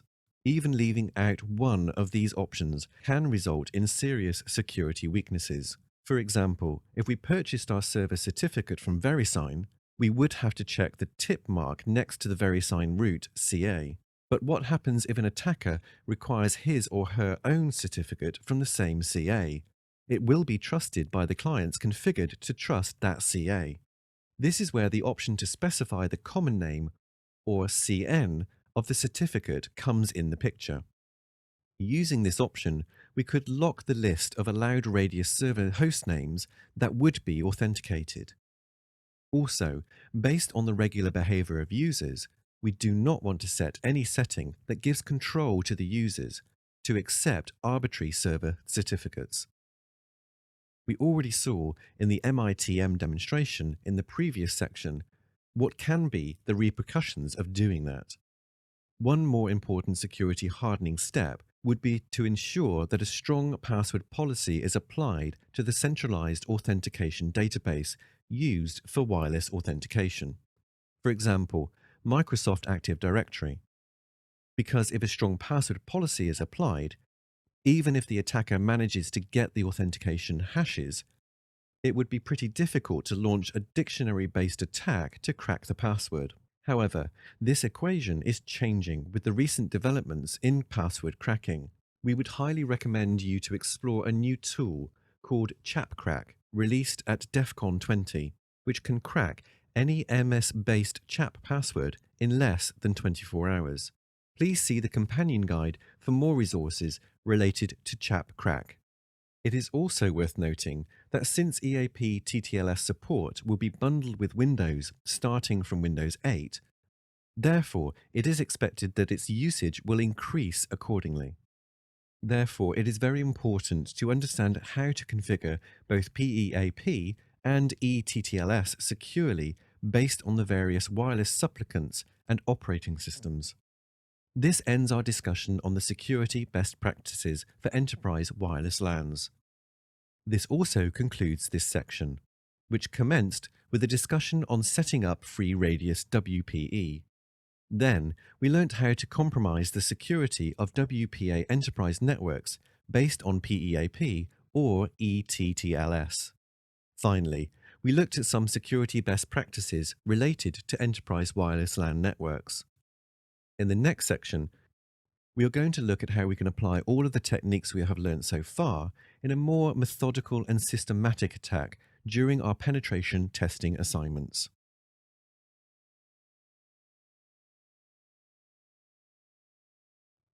Welcome to the next section of this course, Wireless LAN Pen Testing, Doing It Effectively. Let's start this section by looking at a structured methodology to perform wireless penetration tests. A wireless penetration test is a method of evaluating a wireless network to discover various vulnerabilities that could be potentially exploited to negatively affect the security posture of an organization. Wireless penetration testing borrows a lot from regular penetration testing, including the jargon. Some terms commonly used are displayed here. If you are not familiar with these terms, please refer to the companion guide. It contains some resources that are going to be helpful in this regard. At a high level, the wireless penetration testing process can be broken down into 4 different phases or steps, as shown here. Now let's look at each of these phases in detail. The first phases of the wireless pen testing process is the planning and preparation phase. This is where the project scope, testing approach, methodology, deliverables, etc. are agreed upon between both parties. That is the assessor and the assessee. This phase is often neglected during pen testing projects, which results in various issues like scope creeps, improper reporting, etc. Therefore, it is very vital to diligently carry out this phase to meet the expectations of the customer, and also ensure that the constraints of the project are taken care of in the project's plan. The next phase is the discovery phase, where information is gathered to know more about the target network. To conduct this phase, we can use various tools like AeroDumpNG, Wireshark, Nmap, etc. As we saw in our previous demonstrations, in some cases, the customer may also provide the existing documentation pertaining to the network being analyzed. By the end of this phase, we should have an initial idea about the various technologies and products we are going to attack or exploit in the next phase. The third phase is the attack and exploitation phase. This is perhaps the most critical stage of the pen testing process and requires a lot of practice for successful execution. This is perhaps the reason why penetration testing is sometimes referred to as an art rather than a science. The depth and nature of the activities to be carried out in this phase depend on the scope of the project. Some assignments are restricted to only the identification of possible vulnerabilities, threats, and risks, and are therefore less intrusive in nature. Other assignments require more involved activities at this stage, which can sometimes even result in customer outages, loss of service, etc. To carry out this phase, we can use the various tools we have seen throughout this course, as shown here. However, a proper selection of the right attacks to carry out is vital, as we want the outcome audit to be very relevant and concise, which is sometimes known as audit materiality. The last phase is the reporting and cleanup phase. This is where detailed results of the various tests conducted during the project and possible recommendations for improvement are documented. Please note that any critical issues that are identified during the course of the penetration test should be immediately reported, without waiting for the proper reporting phase. The deliverables of this phase should follow a well-documented structure as agreed in the planning phase of the project. Some samples of these reports can be found in the companion guide. Normally, a pen testing report would start with a short summary of the results, followed by a discussion of the various tools used, tests carried out, identified vulnerabilities, possible remedies, documentation of any scope creeps, etc. Once the remedies have been proposed to the customer, it is vital to agree a remediation plan. Both parties should ensure that the remediation plan is aptly followed. Escalations should be made to the senior management where required. The execution of a remediation plan, or lack thereof, ultimately decides the success of the penetration testing assignment. Also, part of this phase is the destruction and cleanup of various evidences and attack structures, like fake APs, MITM bridges, etc., created during the attack process. Of course, depending on what was agreed between the two parties during the project planning phase. This ends our discussion on conducting effective wireless penetration testing using a structured methodology, which when followed, greatly increases our chances of conducting successful and well-organized penetration tests.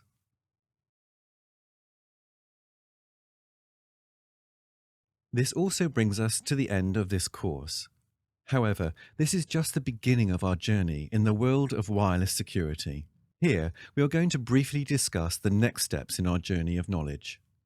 Firstly, we have to realize that wireless security is a constantly evolving field, and new attacks, tools, and techniques are always being discovered.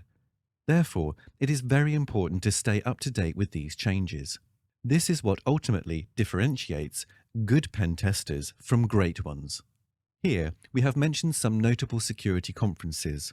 Attending these conferences really helps to know about the latest happenings in the information security arena. If physical attendance is not possible, then other alternatives like online virtual attendance, or at least viewing the conference videos and presentations, should definitely be explored. Also, the lab we recommended at the start of the course was a very basic one to get us started with wireless penetration testing. However, if you intend to pursue a career in Wi-Fi security and penetration testing, you would most probably need to add some more items to your repertoire. For example, you could purchase a directional antenna to boost your AP's signal strength. This would allow you to conduct penetration tests more effectively and efficiently, particularly the ones involving large facilities, where you need to cover a lot of area, where we're driving or we're walking. Also, it's an added advantage if your lab contains access point and client hardware from various vendors, as different manufacturers may have their own set of security vulnerabilities and caveats. Conversely, some manufacturers may introduce their own security patches to circumvent various wireless vulnerabilities. Having a specific hardware on your lab would allow you to do extensive research and get around these band-aid security solutions. This would definitely give you an edge in your real-life penetration testing assignments. You should also explore the various tools available related to wireless security that we have not covered during this course. For example, Kismet, NetStumbler, Pirate, AeroLibNG, HashCrack, ChapCrack, Kane Enable, AlterCap, etc.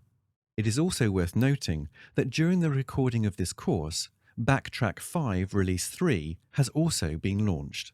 It would definitely be a good idea to upgrade your installation to the latest BackTrack release, as the BackTrack suite is constantly updated with new tools and bug fixes.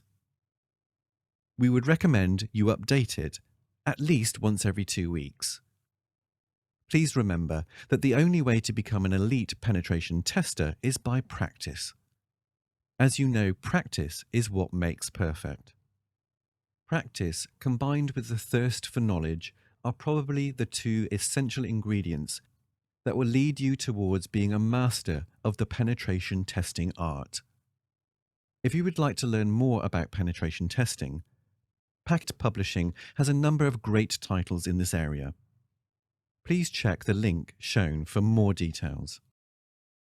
Also, tons of resources and links have been included in the companion guide for this course, which can be downloaded from Packet Publishing's website. Therefore, please make sure you explore the companion guide in detail, as it is an indispensable part of this course. We hope you have enjoyed this course. We are going to end this course with a word of advice. Please, always try to remain as a student and keep up the thirst for knowledge. As mentioned earlier, this will transform you from a good pen tester to a great one.